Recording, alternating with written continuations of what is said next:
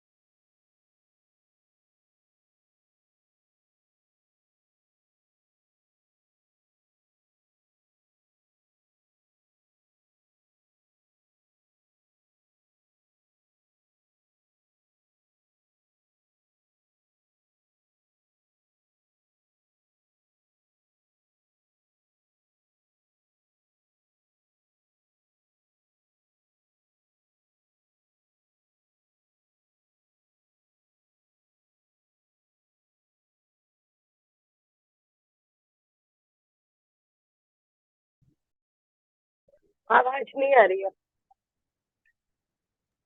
एक आपकी मिनट, आवाज वो नहीं आ रही है। आ रही मेरी आवाज में भी आ रही होगी, मैंने बंद कर रखी है। आज पता नहीं क्यों सेट नहीं हो रहा है, तो मैं करने की कोशिश कर रही हूँ। वो रोटेशन नहीं हो रही है फोन से। एक मिनट, मैं कर रही हूँ।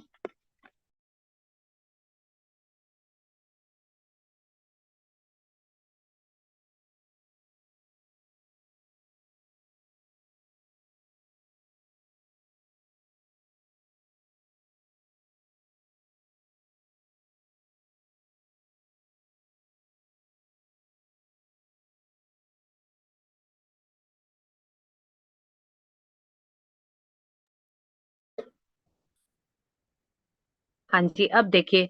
अब आ रही है आवाज सही? वो रोटेशन ही हो रहा था ना। हाँ, अब आ रही है आवाज। अब आ यस रही है। मैम। हाँ, आ रही है। ओके, ठीक है, थैंक यू। हेलो एवरीवन, मैं निशा सिंगल आप लोगों का बहुत बहुत स्वागत करती हूँ इस लॉ ऑफ अट्रैक्शन के क्लासेस में। और जो भी से यूट्यूब पे देख रहे हैं उन सभी का भी बहुत बहुत स्वागत है। तो चलिए हम 5 मिनट ध्यान से शुरू करते हैं, फिर हम अपनी बुक को रीड करेंगे।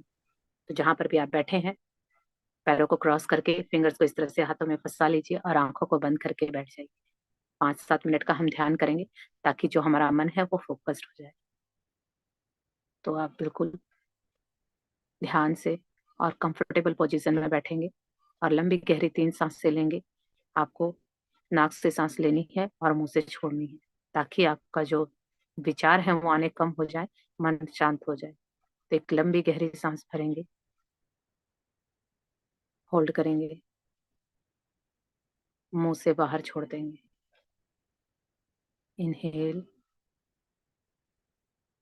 Hold it, exhale, inhale, hold it, exhale. अब आप पूरा ध्यान अपनी सांसों पे लगाएंगे। एक एक अंदर आती और जाती सांसों पे ध्यान लगाएंगे, बिना आपके अवलोकन के। एक भी सांस अंदर या बाहर नहीं जानी चाहिए। विचार आते हैं तो आने दीजिए, आपको विचारों में नहीं उलझना है, क्योंकि आपके मन का काम है भटकाना। तो भटकाने दीजिए, पर आपको अपना पूरा फोकस, पूरा ध्यान अपनी सांसों पे रखना है।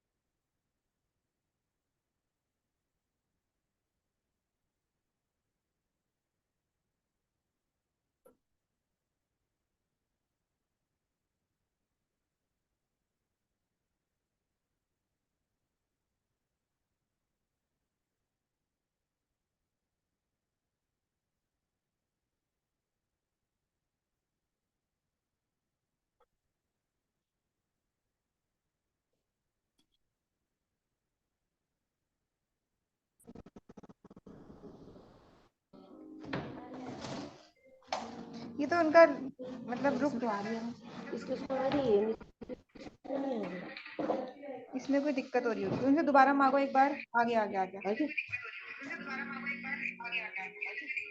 तुम्हारी आवाज आ रही। मैम आपकी आवाज बहुत धीमे आ रही है।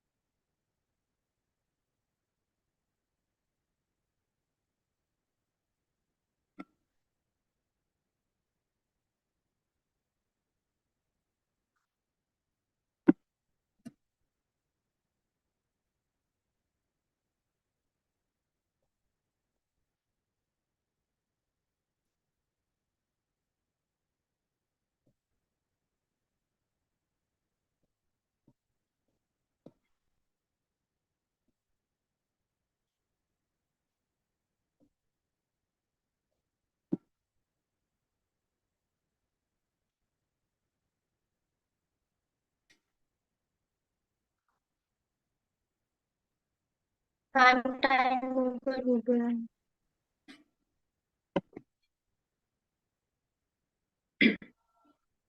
धीरे धीरे वापस अपनी चेतना में आएंगे और अपने पैरों की हाथों की उंगली को हिलाते हुए दोनों हाथों को आपस में रगड़ेंगे और अपनी आंखों पे रखेंगे।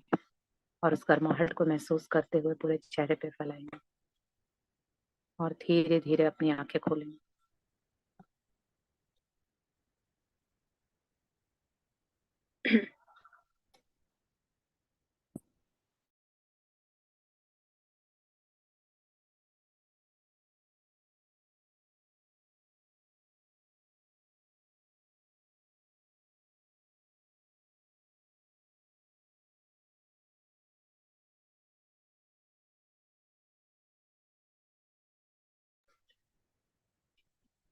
चलिए अब हम बुक रीड शुरू करते हैं। तो जो भी नए लोग आते हैं प्लीज अपने माइक का ध्यान रखा कीजिए, क्योंकि आप लोग बीच में ऑन कर देते हैं, इस टाइम मेडिटेशन चल रहा होता है। तो आज लग रहा है कुछ लोग नए थे, उन्हें नहीं पता था, तो इसीलिए बीच बीच में डिस्टरबेंस हो रही थी। तो चलिए हम अपनी बुक को रीड करते हैं। पलचिन स्क्रीन शेयर कर दो।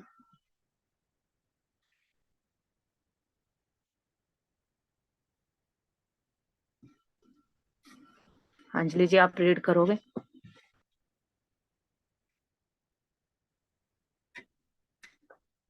अंजलि आप हो क्लास में?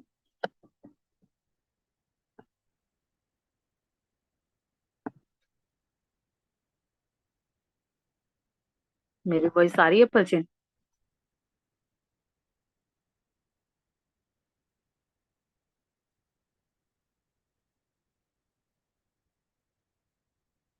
ओके, कर रही हूँ।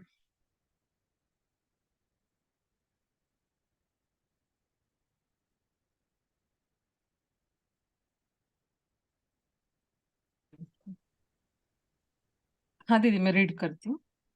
ओके, स्टार्ट कीजिए। सभी लोग अपने जीवन को उद्देश्यपूर्ण क्यों नहीं बनाते? जेरी, जब हम सभी के पास उद्देश्यपूर्ण या स्वतः सृजन के बीच चयन द्वारा बिना भेदभाव वांछित और अवांछित दोनों प्राप्त करने का विकल्प है, तो ऐसा क्यों प्रतीत होता है कि अधिकांश लोग स्वतः सृजन का ही चुनाव करते हैं? अब्राहम, अधिकांश लोग अपने अनुभवों को स्वतः निर्मित होने देते हैं क्योंकि उन्हें नियमों की समझ नहीं है। उन्हें यह मालूम ही नहीं है कि उनके पास चयन का विकल्प मौजूद है। उन्हें केवल भाग्य या दैव में ही भरोसा है। वे कहते हैं यही सच्चाई है, सब इसी तरह चलता है। वे नहीं जानते कि अपने विचारों की मदद से वे अपने अनुभवों को नियंत्रित कर सकते हैं। यह कुछ ऐसा है कि वे लोग बिना नियम जाने खेल में शामिल हो गए हैं। इस तरह वे बहुत जल्द खेल से थक जाते हैं क्योंकि वे मानते हैं कि उनका इस खेल पर कोई नियंत्रण नहीं है। आपका अपनी विशिष्ट इच्छाओं पर पूरी सजगता से ध्यान देने का बहुत महत्व है, अन्यथा आप अपने आसपास के माहौल से बहुत सरलता से प्रभावित हो जाएंगे।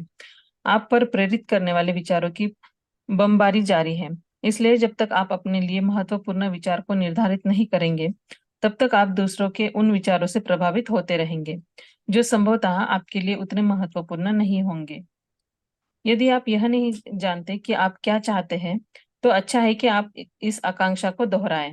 मैं जानना चाहता हूँ कि मुझे क्या चाहिए। जब आप इस इच्छा को दोहराएंगे, तो आप उससे जुड़े डेटा को आकर्षित करना आरंभ कर देंगे। आप उसके लिए जरूरी मौकों को आकर्षित करेंगे। आप अपने सामने विकल्प के तौर पर बहुत सी चीजों को आकर्षित करने लगेंगे तथा अपनी ओर निरंतर प्रवाहित होने वाले इन विचारों के चलते आपको अपनी विशिष्ट इच्छा को निर्धारित करने के बेहतरीन विचार मिलने लगेंगे। आकर्षण के नियम चलते आप चीजों को उनके वास्तविक रूप से इतर रूप में विचार कर सकते हैं। चूंकि लोग चीजों को उनके वास्तविक रूप में ही देखते हैं, इसलिए आकर्षण का नियम उन्हें उसी के समान वस्तुएं प्रदान करता है। कुछ समय बाद लोग मानने लगते हैं कि उनका इन पर कोई नियंत्रण नहीं है। कई लोगों को यही सिखाया गया है कि उनके पास चुनने का विकल्प नहीं है, बल्कि वे इस लायक है ही नहीं कि चयन कर सके, या उनमें इतनी समझ ही नहीं है कि वे अपने लिए सही चुनाव कर सके। कुछ समय तक अभ्यास करने के बाद आप अपनी अनुभूतियों को पहचान कर अपने चयन की सार्थकता समझ सकते हैं। जब आप विचारों की दिशा को अपने व्यापक दृष्टिकोण के अनुसार तय कर लेते हैं, तो आपकी प्रसन्नता आपके विचारों के सही होने पर मुहर लगा देती है। यहाँ देखिए कि सभी लोग अपने जीवन को उद्देश्यपूर्ण क्यों नहीं बनाते। यानी कि सभी का जीवन तो सभी जी रहे हैं, लेकिन किसी का उद्देश्य है, किसी के पास गोल है कि मुझे ये पाना है, चाहे वो नेम पाना हो, फेम पाना हो, या जीवन में कोई एक गोल आपने सोचा है कि मुझे ये चीज चाहिए। कुछ भी हो सकता है, छोटा बड़ा, वो आप पे डिपेंड करता है। लेकिन कुछ लोग ऐसे होते हैं जिनका कोई गोल नहीं होता, कोई उद्देश्य नहीं होता। सुबह हो जाती है वो उठ जाते हैं, रात हो जाती है वो सो जाते हैं, ऐसे ही जीवन चल रहा है। लेकिन वो जी रहे हैं, उसको जीना नहीं, उसको काटना कहते हैं, कि जीवन को ढो रहे हैं। तो यहाँ जेरी पूछ रहे हैं कि हम सभी के पास एक गोल होना चाहिए, एक हमारे जीवन का एक पर्पस है, एक उद्देश्य है, क्योंकि हम इस धरती पे मनुष्य रूप में आए हैं। तो कोई ना कोई हमें काम करना है, ऐसे ही हम नहीं आए, कोई ना कोई उद्देश्य है। लेकिन उसी का एक उद्देश्य होना और एक खुद क्रिएट करना, इसके जो बीच में जो ये भेदभाव है, ये वांछित और अवांछित दोनों प्रकार के, यानी हमारे पास कुछ चीजें मनचाही हैं और कुछ चीजें अनचाही हैं। तो दोनों का हमारे पास विकल्प है कि हम क्या चुनते हैं, यानी हमारे पास हमेशा चॉइस होती है। तो जेरी पूछ रहे हैं अब्राहम से कि क्यों प्रतीत होता है कि अधिकांश लोग स्वतः सृजन का ही चुनाव करते हैं, यानी वो खुद ही बनाएंगे, खुद ही करेंगे। और जबकि उनको पता है कि ऊपर वाले ने एक पर्पस उनको दिया है, तो लोग ज्यादातर खुद ही सृजन करने का चुनाव क्यों करते हैं? तो अब्राहम का कहना है कि अधिकांश लोग, यानी ज्यादातर लोग, अपने अनुभवों को स्वतः निर्मित होने देते हैं। यानी जो आपको फील आ रही है वो आप खुद निर्मित, यानी हम क्या फील कर रहे हैं ये हमारे हाथ में है। लेकिन हम क्या करते हैं, हमें समझ नहीं है उसकी, कि हमें क्या फील हो रहा है। जैसे कि इसको एग्जांपल से समझते हैं कि पहले मान लीजिए जब आपको लॉ ऑफ अट्रैक्शन नहीं पता था, तो भी आपको कहीं पास्ट में जाएंगे तो आपने सोचा होगा कि हाँ, ये चीजें मैंने सोची थी, और किसी की चीज देख के आप बहुत खुश हुए थे, और वो चीज आपको एज अ गिफ्ट मिल गई। ये आपके हस्बैंड ने दी, आपके पेरेंट्स ने दी, किसी ने आपको वो दे दी। तो ये क्या था, वहां भी लॉ ऑफ अट्रैक्शन उस टाइम चल रहा था, अप्लाई हो रहा था, लेकिन आपको नहीं पता था। लेकिन कभी ऐसा हुआ होगा कि कोई चीज आपके हाथ से निकल गई हो, आपको रिग्रेट हुआ हो, तो वो आपसे आने के बाद भी चली गई, या आपको नहीं मिली। तो क्यों नहीं मिली? क्योंकि आपने वहां कुछ ना कुछ उसके लिए नेगेटिव सोचा था। तो आपकी फीलिंग ही जीवन में क्रिएट करती है कि आपके पास क्या होगा।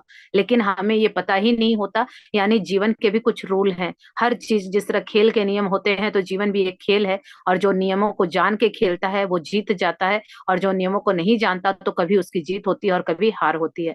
तो यहाँ पर यही अब्राहम कह रहे हैं कि हम जैसे कुछ लोग इस खेल में शामिल हो गए, यानी जीवित तो हैं, रात दिन हमारे लिए भी सेम हो रहे हैं, समय भी वही 24 घंटे हैं, लेकिन हमें खेल के नियम नहीं पता, जीना कैसे है नहीं पता। हम रिश्तों में बंध जाते हैं, हम स्कूल जाते हैं तो पेरेंट्स जैसा बोलते हैं वैसा करते हैं, फिर टीचर मिलते हैं तो टीचर जैसा बोलते हैं हम वैसा करते हैं, फिर आगे हमारी शादी हो जाती है पर हमें नहीं सिखाया जाता कुछ भी, हम नए रिश्तों में बंध जाते हैं, हमें घर चलाना नहीं आता। हर एक रिश्ते की अपनी एक सीमा होती है, एक गरिमा होती है, लेकिन हमें नहीं पता होता। हम अपने पास्ट के अनुभवों से, या अपने बड़ों ने जैसा उस टाइम उनकी क्या सिचुएशन थी, उस सिचुएशन को उन्होंने कैसे हैंडल किया था, वो सब हम देख देख के अप्लाई कर रहे होते हैं। कभी हम गिरते हैं, कभी उठ जाते हैं। इसी तरह से ये चीजें जीवन भर चलती रहती है। हम जब बच्चे कमाने के लिए जाते हैं, नौकरी करते हैं, तो उनको पता ही नहीं होता कि रूल क्या है। बस हम किसी भी खेल में कूद पड़ते हैं बिना कोई रूल रेगुलेशन जाने हुए। इसीलिए वहां पर कभी हमारी हार हो जाती है और कभी हम जीत जाते हैं। तो चाहे कुछ भी हो, चाहे पैसे कमाने हो, चाहे रिश्तों को निभाना हो, चाहे कुछ भी करना हो, हमें रूल नहीं पता होते। तो इसीलिए हमारी कभी हार होती है और कभी जीत होती है, और हम इतना थक जाते हैं कि फिर हमें वो बोरिंग लगने लगता है कि नहीं, ये खेल ही सही नहीं है, या फिर हम उसको किस्मत का दोष देके वहां से मुकरने की कोशिश करते हैं। तो क्योंकि हम हमें लगता है कि हमारे इस जीवन पे, हमारे इस खेल पे कोई नियंत्रण नहीं है। अभी बहुत सारे लोगों की मैं पर्सनल काउंसलिंग ले रही हूँ। काफी सारे लोगों को लगता है कि मुझसे बात करके जो उनको सोल्यूशन मिलेगा। तो देखिए, मुझसे बात कीजिए या मत कीजिए, रूल तो यही अप्लाई होते हैं। जो रूल है वो सबके लिए है, कि आपका जो ये कंट्रोल है, आपकी जो परिस्थितियां हैं, वो आपके ही कंट्रोल में है। ये आपको अपनी मानसिक स्थिति बनानी होगी कि वो जो कुछ रायता फैला है वो आपने ही फैलाया है। ये मानिए, ठीक है, उस टाइम अनजाने में गलतियां हुई हैं, लेकिन अब आप देखिए कि कहाँ मिस्टेक है, कहाँ फॉल्ट है, और जैसे ही आपको वो समझ आता है उसको ठीक करेंगे तो वो अपने आप ठीक हो जाएगा। बस जीवन इतना ही सिंपल है।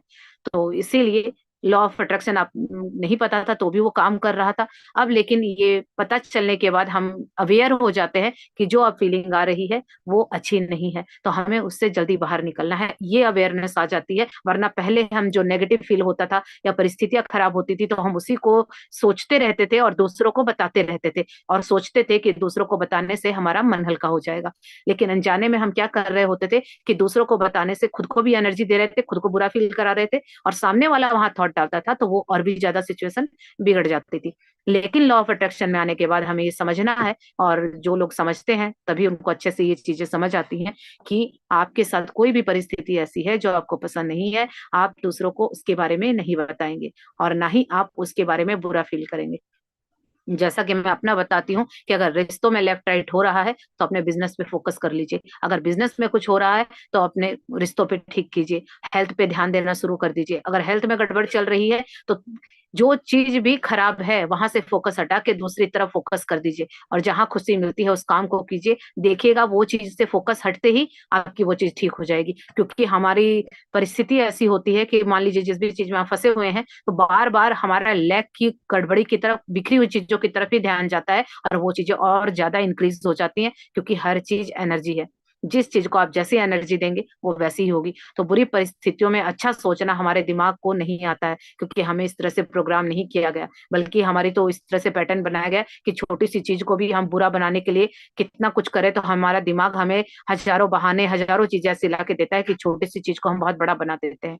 तो इसीलिए अच्छा यही होगा कि उससे लड़ने की बजाय हम वहां से साइड होके जो अच्छा चल रहा है वहां पे ध्यान दें। तो इतना करने से भी बहुत रिलीफ मिलेगा। तो यही अब्राहम कह रहे हैं कि यदि आप यह नहीं जानते कि आप क्या चाहते हैं, और पहली बात तो ये कि हमें जीवन में यही नहीं पता कि चाहिए क्या। 95% लोगों को नहीं पता होता है कि उनको जीवन में क्या चाहिए। बस ये है, उनको क्या पता है कि मेरे पास ये नहीं है, यानी लाइफ में क्या मिसिंग है वो उनको पता है, और ये कहना एक तरह से कंप्लेन है। तो इससे अच्छा ये होगा कि आपको चाहिए क्या क्लियर कीजिए, कि आपको दूसरों के विचारों में नहीं जाना है, दूसरों का क्या है, क्योंकि कोई चीज आपके लिए अच्छी हो सकती है, मेरे लिए नहीं हो सकती है। तो अपने जीवन में झांकिए, अपने आप से मिलिए, अपने इनर बीइंग से पूछिए कि मुझे क्या चाहिए जिससे मुझे खुशी होगी।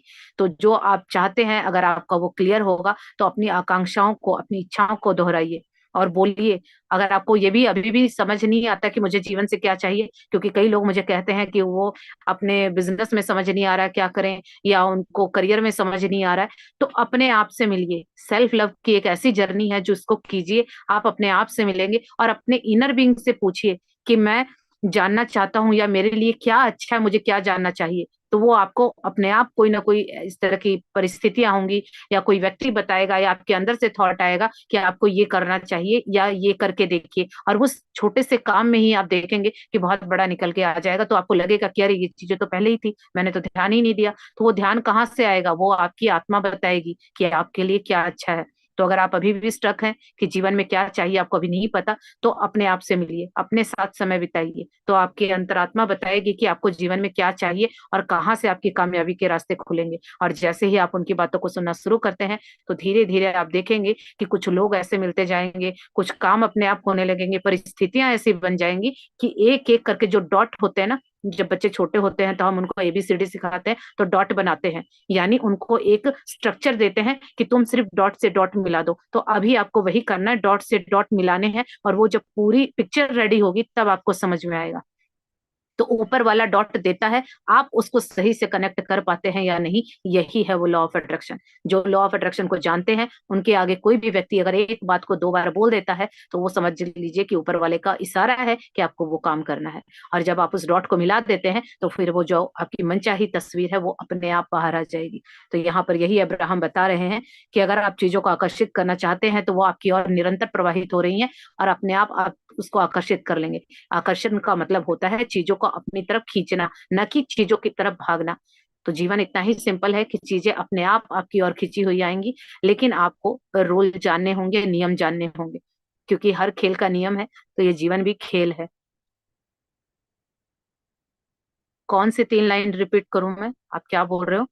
किसने मैसेज किया है कि 3 लाइन रिपीट कीजिए?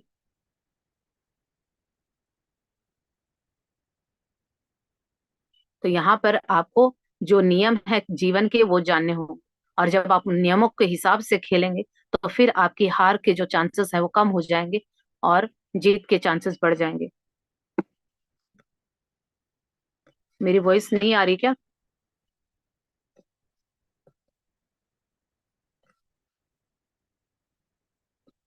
आ मेरी रही है। वॉइस नहीं आ रही आ रही है। है? आ ओके। रही थी। आ बैकग्राउंड में रही है। नॉइस आ रही है, किसकी आ रही है? प्लीज माइक अपने म्यूट कर लीजिए।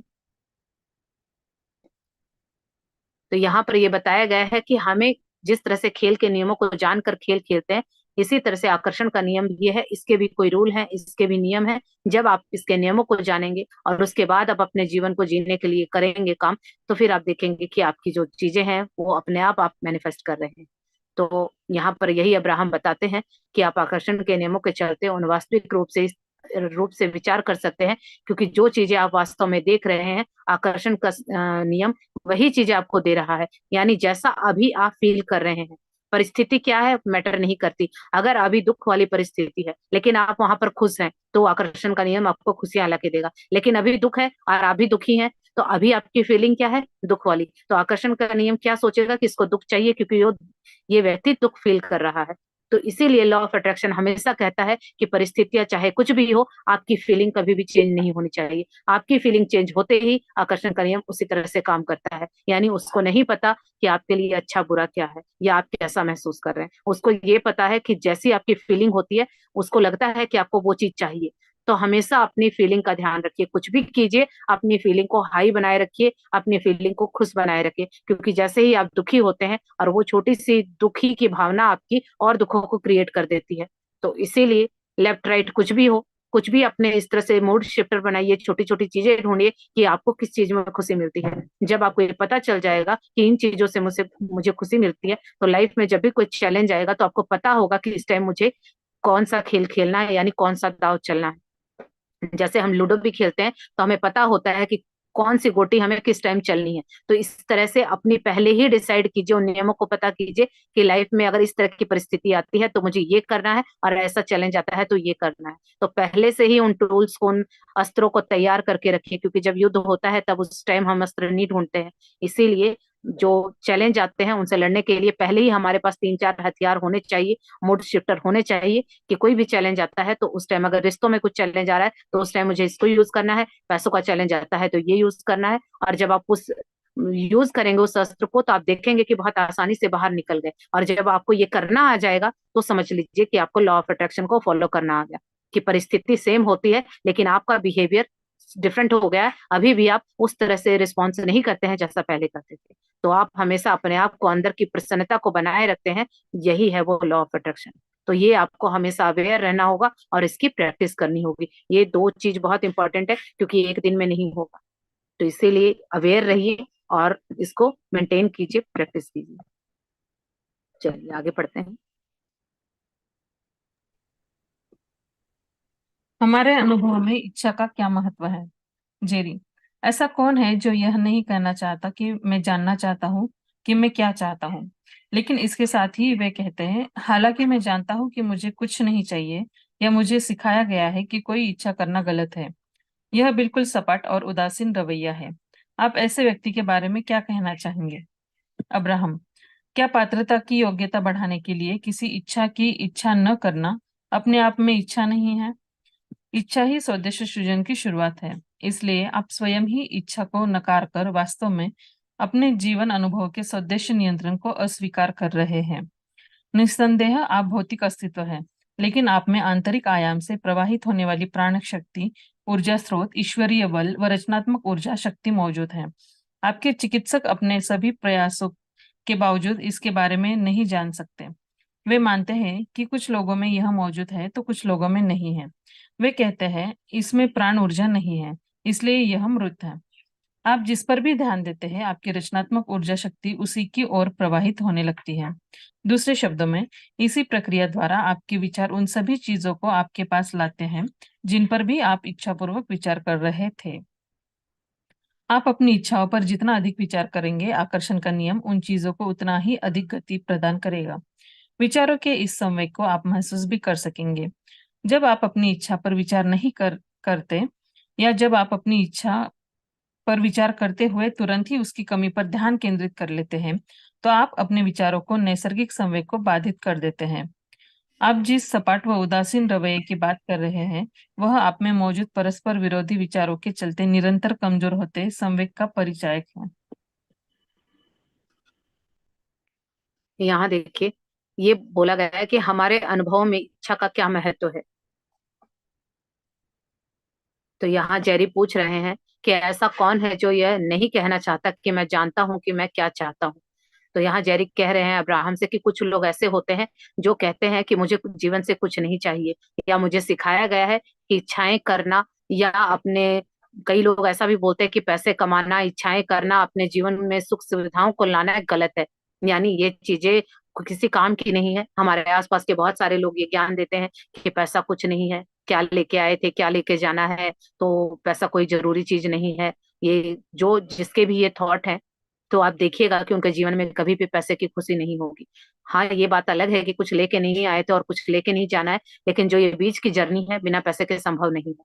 हर चीज जो भी आपके निगाहें जाएंगी वो पैसों से ही आती है। तो अगर यहाँ हम जो जीवन जीने आए हैं, सुखी से और खुशियों के साथ जीना है, तो पैसा बहुत इंपॉर्टेंट है, क्योंकि उसके बिना आप यहाँ कुछ भी सरवाइव नहीं कर सकते हैं। अगर खाना खा देंगे तो उसके लिए भी पैसे चाहिए, कपड़े पहनने हैं तो उसके लिए भी पैसे चाहिए, और रहने के लिए छत, जो ये बेसिक नीड है हमारी, ये तीनों चीजों के लिए ही हमें पैसे चाहिए। और फिर जब बेसिक के लिए चाहिए, तो फिर अगर हमें कंफर्ट में जाना है, लग्जरी चाहिए, तो वो तो पैसों से ही आएगी।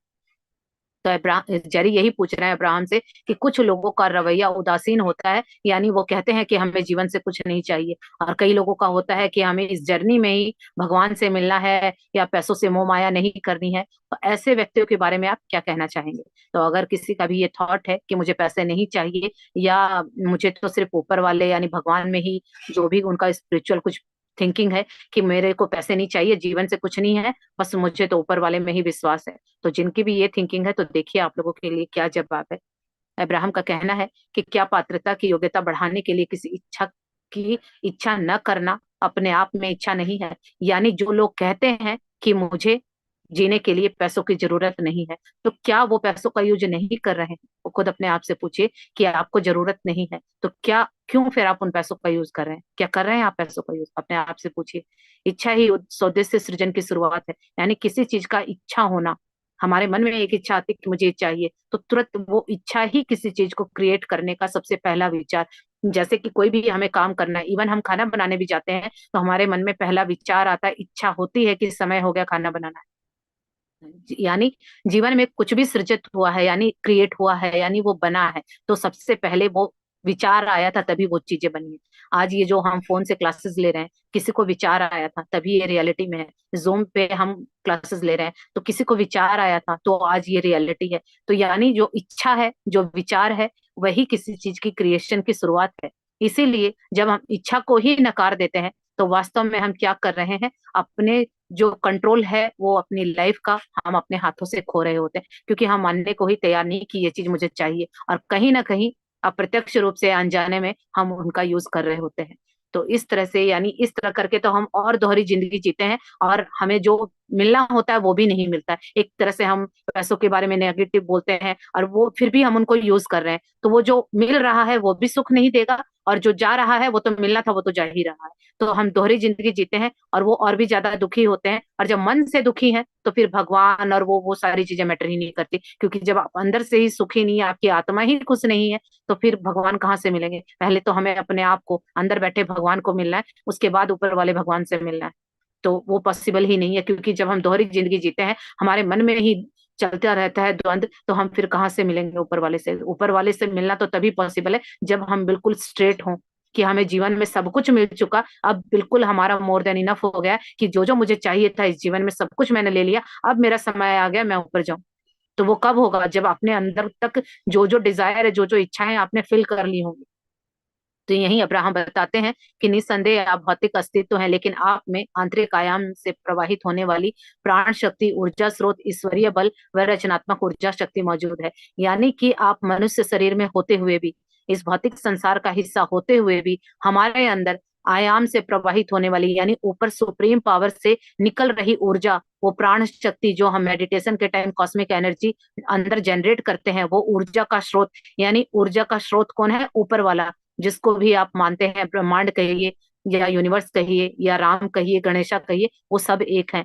वो जो ऊर्जा है, जो हमारी प्राण शक्ति है, जो जीने की हमारी कामों के लिए हमें चाहिए, यानी कुछ नया क्रिएट करना है उसके लिए मुझे ऊर्जा चाहिए, अपने जीवन को बेहतर बनाना उसके लिए ऊर्जा चाहिए, वो कहाँ से मिलेगी? वो उस सुप्रीम पावर से मिलेगी, क्योंकि वो केंद्र है। सारा जो सेंटर है पावर का, पावर हाउस वो है, और उससे हमें एनर्जी मिलती है। तो ये कुछ छोटी छोटी चीजें हैं, जैसे कि मेडिटेशन हुआ। जब हम मेडिटेशन में बैठते हैं तो हम ऊपर सुप्रीम पावर से कनेक्शन करते हैं। जैसे कि एक पानी की टंकी आपकी छत के ऊपर रखी होती है और वहां आपने पाइपलाइन लगा दी और आप नल से पानी ले रहे हैं।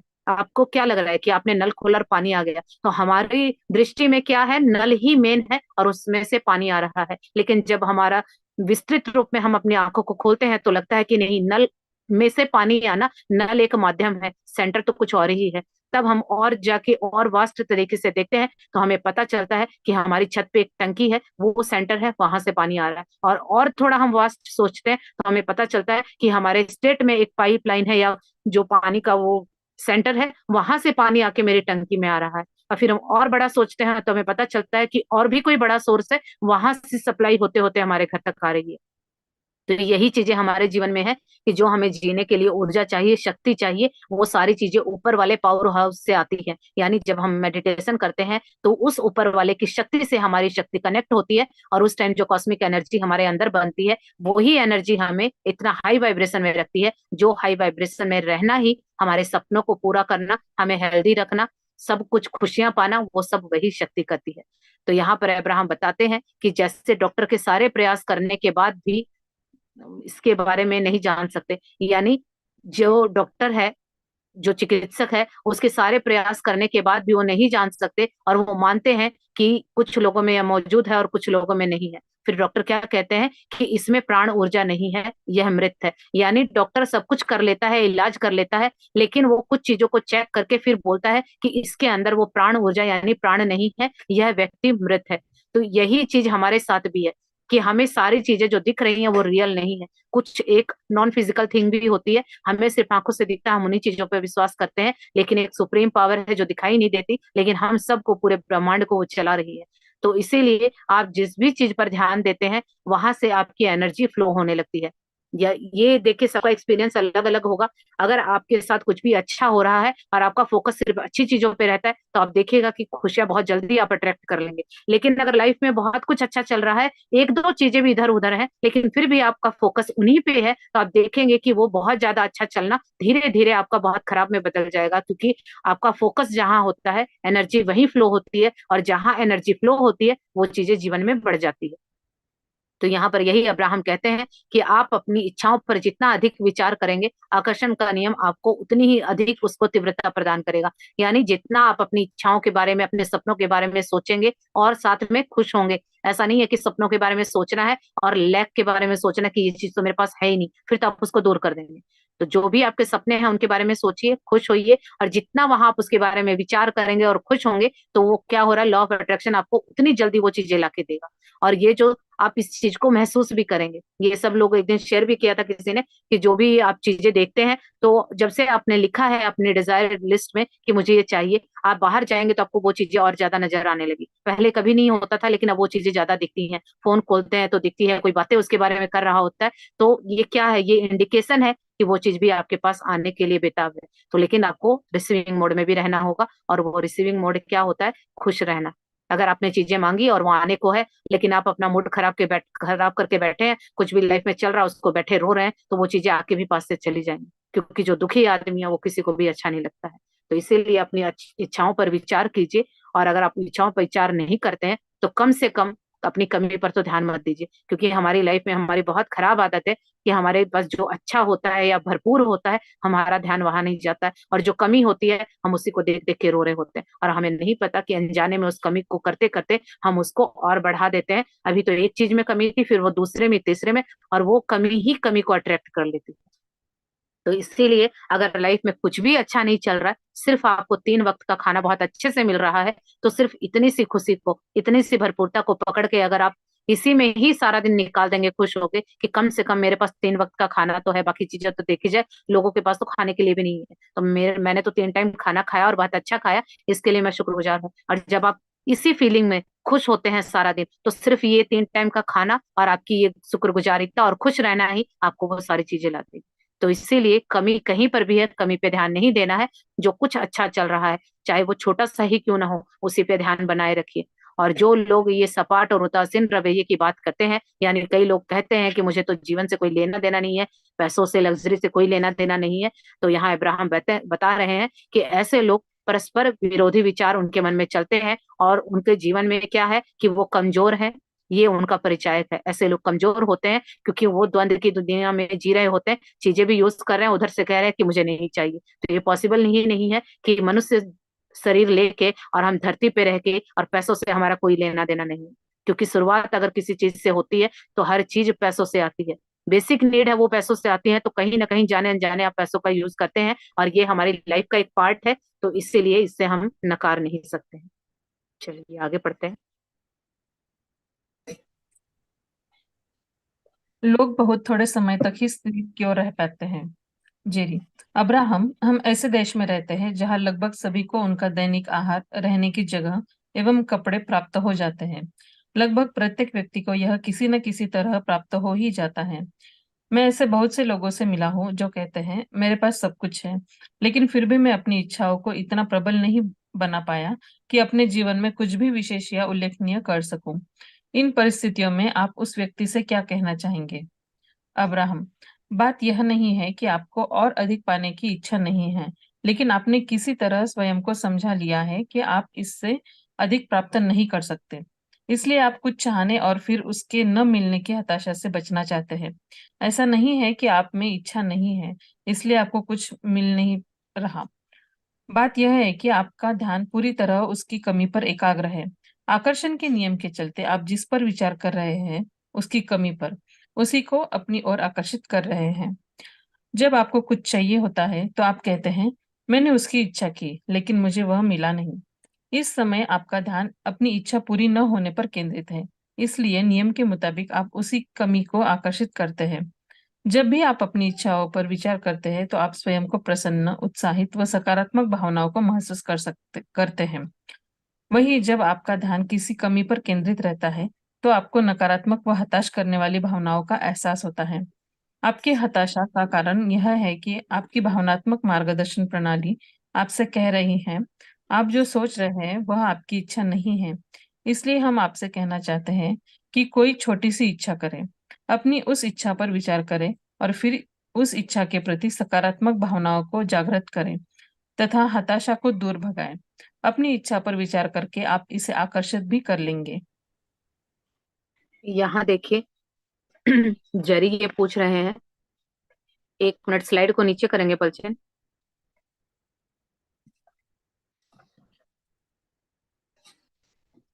हाँ, लोग बहुत थोड़े समय तक ही स्थिर क्यों रह पाते हैं, ये भी बहुत सारे लोगों के साथ मैंने भी देखा है, क्योंकि मेरे को ये चीजें करते हुए काफी टाइम हो गया, ये क्लासेस लेते हुए। तो कुछ लोगों ने ज्वाइन किया, उनकी बहुत जिंदगी में फर्क भी आने लगा और वो बहुत खुश भी रहने लगे, रिश्तों में, सेहत में, पैसों में, सारी चीजों में सुधार हुआ, लेकिन वो लोग स्थिर नहीं रह पाए। मैंने देखा कि महीने 2 महीने में ही ये प्रैक्टिस छूट गई और वापस से वो उसी जगह आ गए जहां से शुरू हुए थे। तो मैं भी बल्कि आज सुबह से यही सोच रही थी कि कुछ लेडीज थी जो मेरे साथ जुड़ी थी, इवन उन्होंने ये बोला था कि आप मेरा साथ मत छोड़िएगा, लेकिन मैं तो वहीं पर हूँ, आगे चल रही हूँ, लेकिन उन्होंने साथ छोड़ दिया। तो मैं आज यही खुद सोच रही थी कि ऐसा क्यों होता है कि पहले अनजाने में तो देखिए, जब हमें नहीं पता होता कि लाइफ हमारे कंट्रोल में आ सकती है, तो लेकिन फिर तो कुछ भी चलता रहे, जो चीज हमें पता ही नहीं तो वो तो चल रही है। लेकिन अगर एक बार हमें पता चल जाए कि जीवन इतना खूबसूरत है और इससे हम डिजाइन कर सकते हैं और वो चीज कर भी लेते हैं, उसके बाद भी अगर वो छूट जाती है, तो फिर मुझे समझ नहीं आता कि इस नियम में कमी है या ये नियम इतना कठिन है कि हम फॉलो नहीं कर पाते, या उन लोगों में कमी है कि उनको दुख में ही रहने में मजा आता है। तो चलिए यहाँ पे मुझे भी आज जवाब मिलेगा। मैं आज सुबह से ही ये चीजें सोच रही थी। तो जेरी यही पूछ रहे हैं अब्राहम से कि अब्राहम, हम ऐसे देश में रहते हैं जो कि बेसिक नीड्स जो हैं, रोटी, कपड़ा और मकान, वो सबको आसानी से मिल जाते हैं, लेकिन फिर भी कुछ लोग ऐसे होते हैं कि जो लोग कहते हैं कि मेरे पास तो सब कुछ है, लेकिन मैं इच्छा इतनी बड़ी नहीं बना सकता कि मुझे जीवन में कुछ स्पेशल मिले। अब कई लेडीज मुझे कहती हैं कि हम भी कुछ करना चाहते हैं, लेकिन मुझे नहीं लगता कि मैं कर पाऊंगी। तो उनको भी यहाँ जवाब मिलेगा कि देखिए अब्राहम क्या बताते हैं।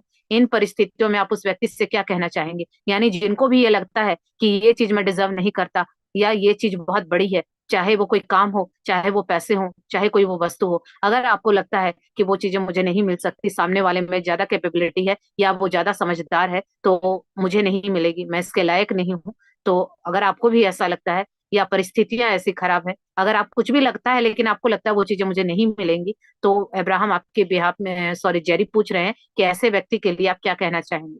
तो चलिए हमारे लिए जवाब देखते हैं कि अब्राहम क्या कहते हैं। अब्राहम कहते हैं कि बात यह नहीं है कि आपको और अधिक पाने की इच्छा नहीं है, लेकिन आपने किसी तरह से स्वयं को समझा लिया है, मना लिया है कि अब मैं इससे ज्यादा पा नहीं सकता। देखिए, जो हमारी सोच है, हमारा जितना सोच का दायरा है वैसा ही हमारा जीवन है।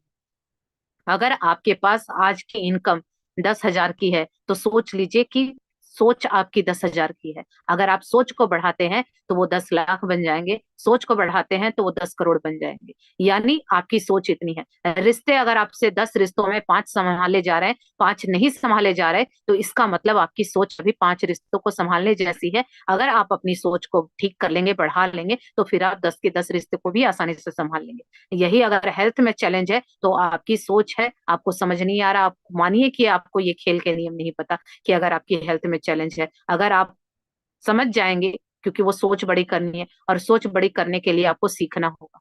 तो ये चीजें इस तरह से काम करती हैं। ऐसा नहीं है कि संसार में चीजों की कमी है, और ऐसा भी नहीं है कि आप में कमी है, लेकिन वो जो सोच है आपने पहले ही मन में बिठा लिया कि आप इससे ज्यादा डिजर्व नहीं करते हैं, और जो ये एक विचार है आपका, वही बैरियर खड़ा कर देता है कि आपको चाह के भी चीजें नहीं मिलती। और कई लोग जो कहते हैं कि परिवार में इतना काम करने के बाद भी, सब कुछ होने के बाद भी, जब रिवॉर्ड की बारी आती है, तारीफ की बारी आती है, तो मैं साइड हो जाती हूँ, किसी और को कुछ मिल जाता है, और जबकि उसने कुछ नहीं किया होता। ऐसा ही ऑफिस में होता है। तो ये अगर जिसके भी साथ होता है तो आप खुद देखिए, क्या वो चीज मिलने के लिए आप उत्सुक थे, या आपने ही बोला कि नहीं मेरा तो इतने में ही चल जाएगा।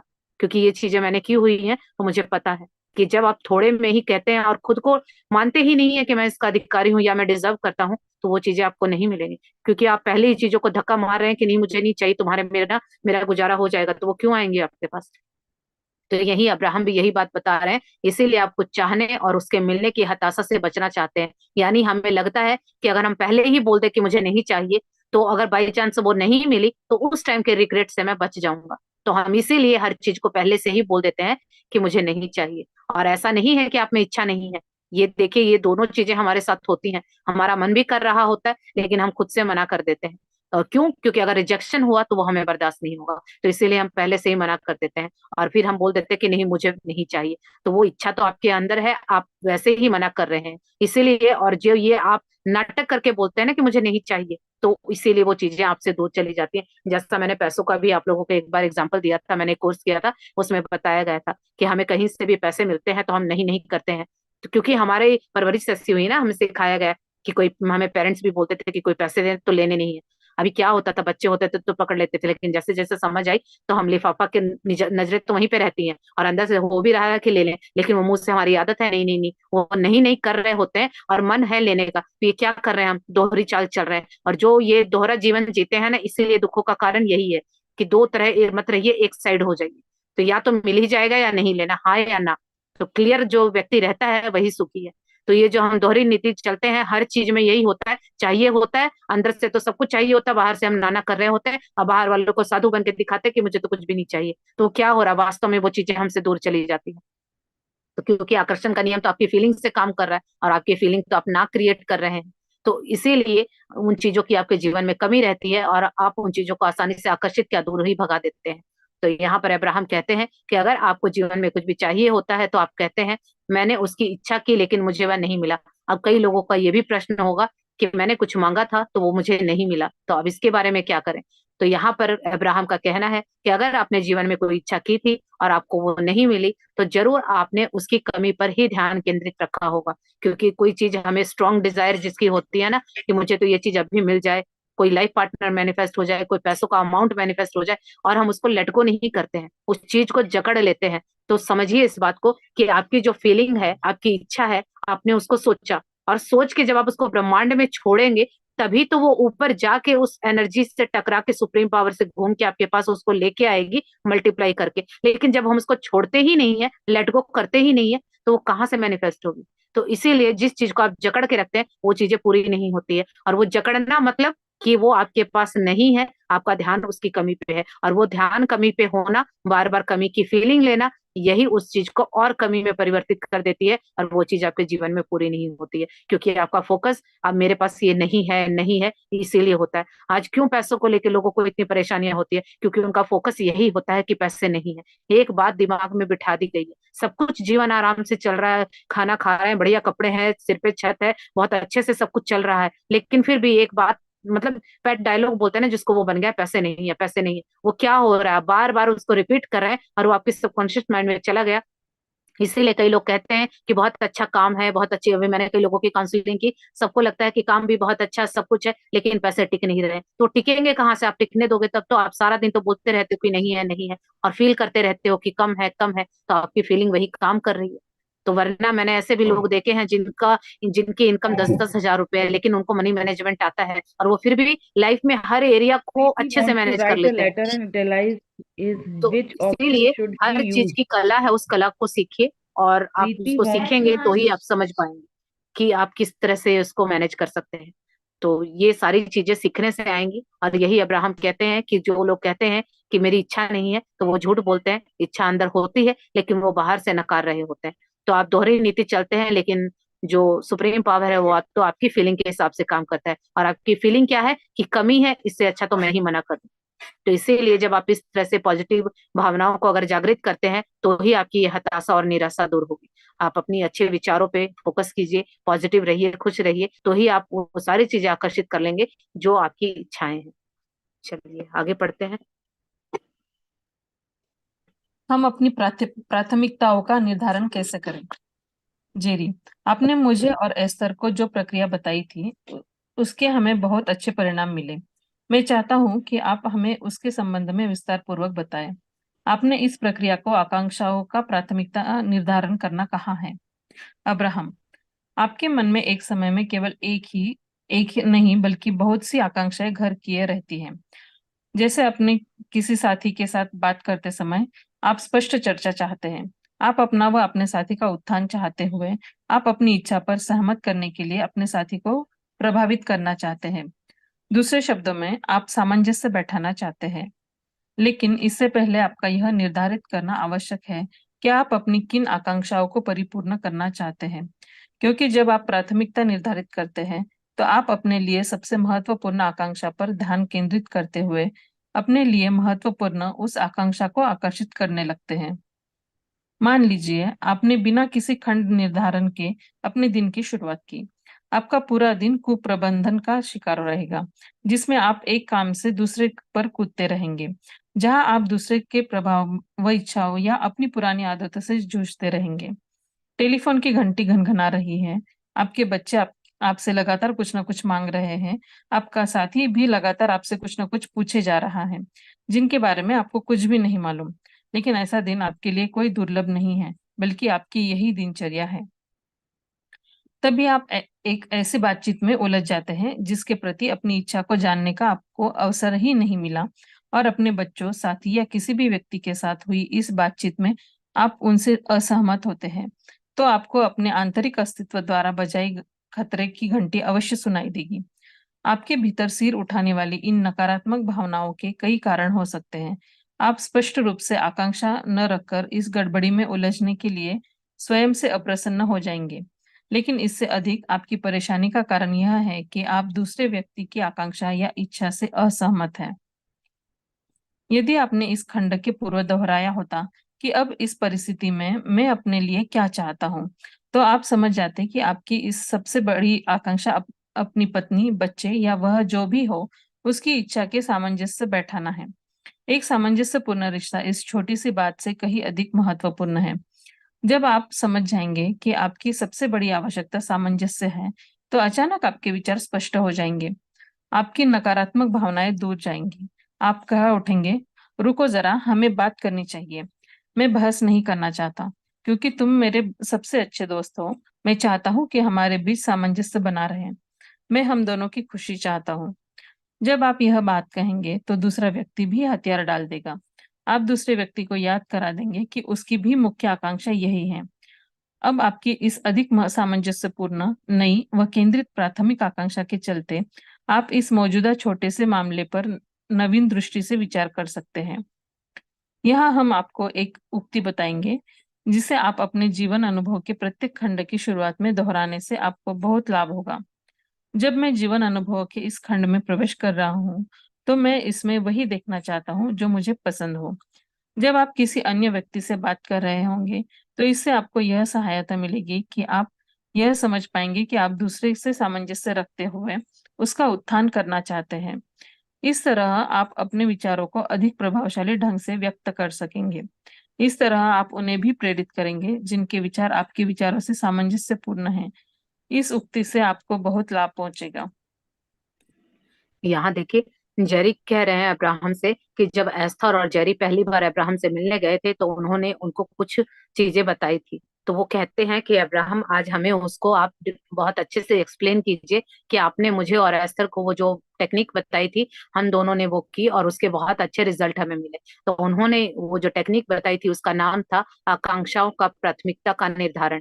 तो वो क्या है उसको बहुत अच्छे से बताइए। तो यहाँ जेरी पूछ रहे हैं अब्राहम से।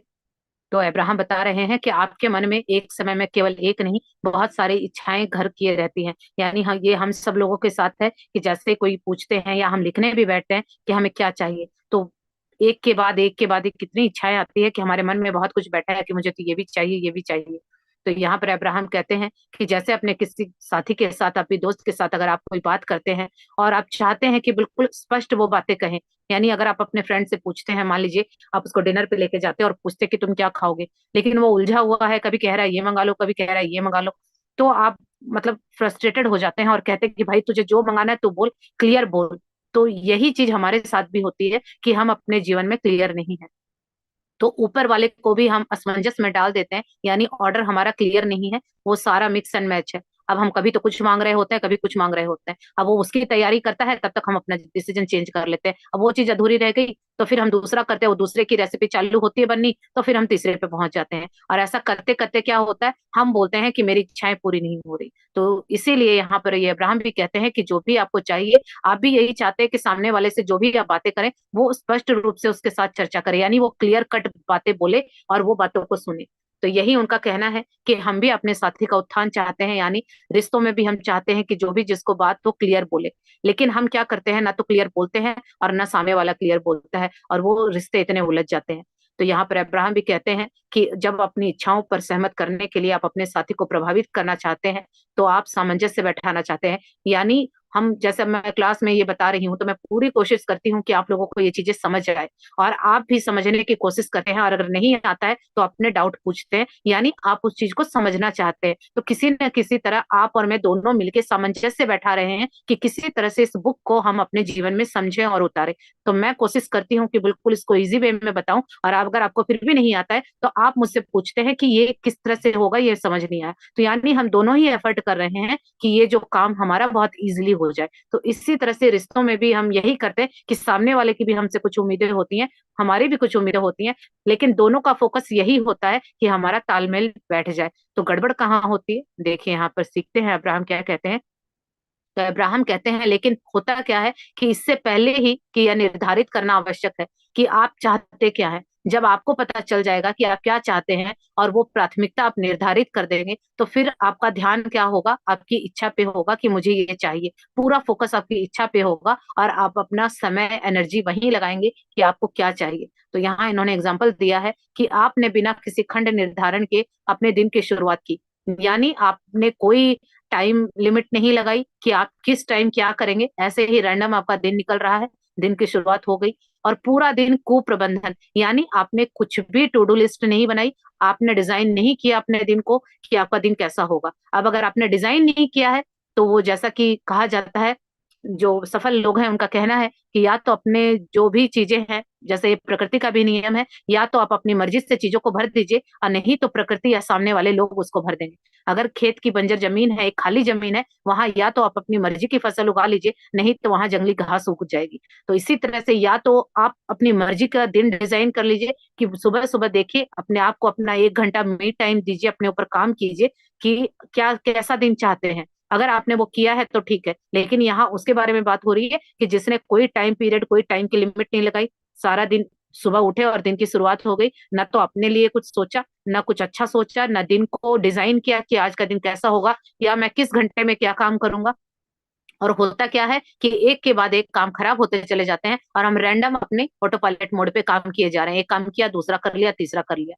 तो उससे क्या होगा कि जो ना तो आपको अपनी इच्छाओं का पता है कि आपको चाहिए कि आज के दिन से, तो इच्छाएं नहीं है तो रैंडम आप काम किए जा रहे हैं, तो रिजल्ट भी आएगा तो भी वो आपको दिखने वाला नहीं, क्योंकि आपने सोच समझ के कोई काम नहीं किया था। और यही वो दूसरों को भी नहीं दिखेगा, क्योंकि क्या हो रहा है, ऑटो पायलट मोड पे आप भी चले जा रहे हैं, सामने वाला भी चले जा रहा है, तो ना तो आपको उनकी भावनाओं की कदर है, ना उनको आपकी भावनाओं की कदर है। तो ये ऐसा ही होता है हम सबके साथ।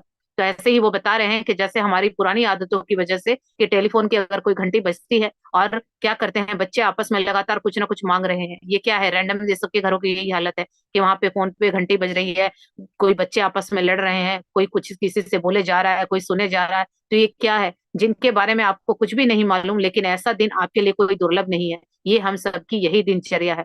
यानी रैंडम सब कुछ अपने आप हुआ जा रहा है, क्योंकि हमने डिजाइन ही नहीं किया था ना कि आज 10 बजे तक ऐसा होना चाहिए, 10 तक ये काम हो जाना चाहिए, 12 बजे तक मुझे ये मैनेज करना है, क्योंकि हमारा कोई स्ट्रक्चर नहीं है। हमने अपने आप के लिए कोई गोल सेट नहीं किया है। क्योंकि जब हम गोल सेट करते हैं, अगर आप देखिए, अगर आप लोगों ने जो इस क्लास में बैठे हैं, आप लोगों ने सोचा था कि 3:30 बजे हम ये क्लास लेनी है, तो एक गोल सेट हुआ। अब इसके पहले आपने सारे काम जो भी इंपॉर्टेंट थे वो कंप्लीट किए होंगे, क्योंकि क्लास में आना है। तो अब क्या हो गया, वो स्ट्रक्चर में चीजें आ गई। अब कुछ भी अगर 19-21 हो रहा होगा तो आपने संभाल लिया होगा, क्योंकि 3:30 तक आपको कुछ भी करके वो चीजें फिनिश करनी थी। तो गोल सेट करना, अपनी लाइफ को डिजाइन करना, यही है कि क्या चाहिए। अब क्लास में आ रहे हैं तो कुछ तो चाहिए होगा, और भी कुछ नहीं तो यहाँ से कोई प्रश्नों के जवाब चाहिए होंगे, और भी कुछ नहीं तो थोड़ी देर खुश रह लेंगे, कुछ तो चाहिए होगा। और वो चाहिए जब क्लियर होता है तभी आप रेगुलर आ रहे हैं। तो ये रेगुलरिटी कब बन रही है, क्योंकि जो आप चाहते हैं वो आपको मिल रहा है, और वो इस चीज का चाहना आपके बाकी कामों को भी मैनेज कर रहा है, ताकि आपका कोई काम, अगर मान लीजिए इस क्लास में नहीं आते तो आप सोचते कि कोई बात नहीं थोड़ी देर में कर लेंगे, लेकिन अब आपका काम वो समय पे हो रहा है।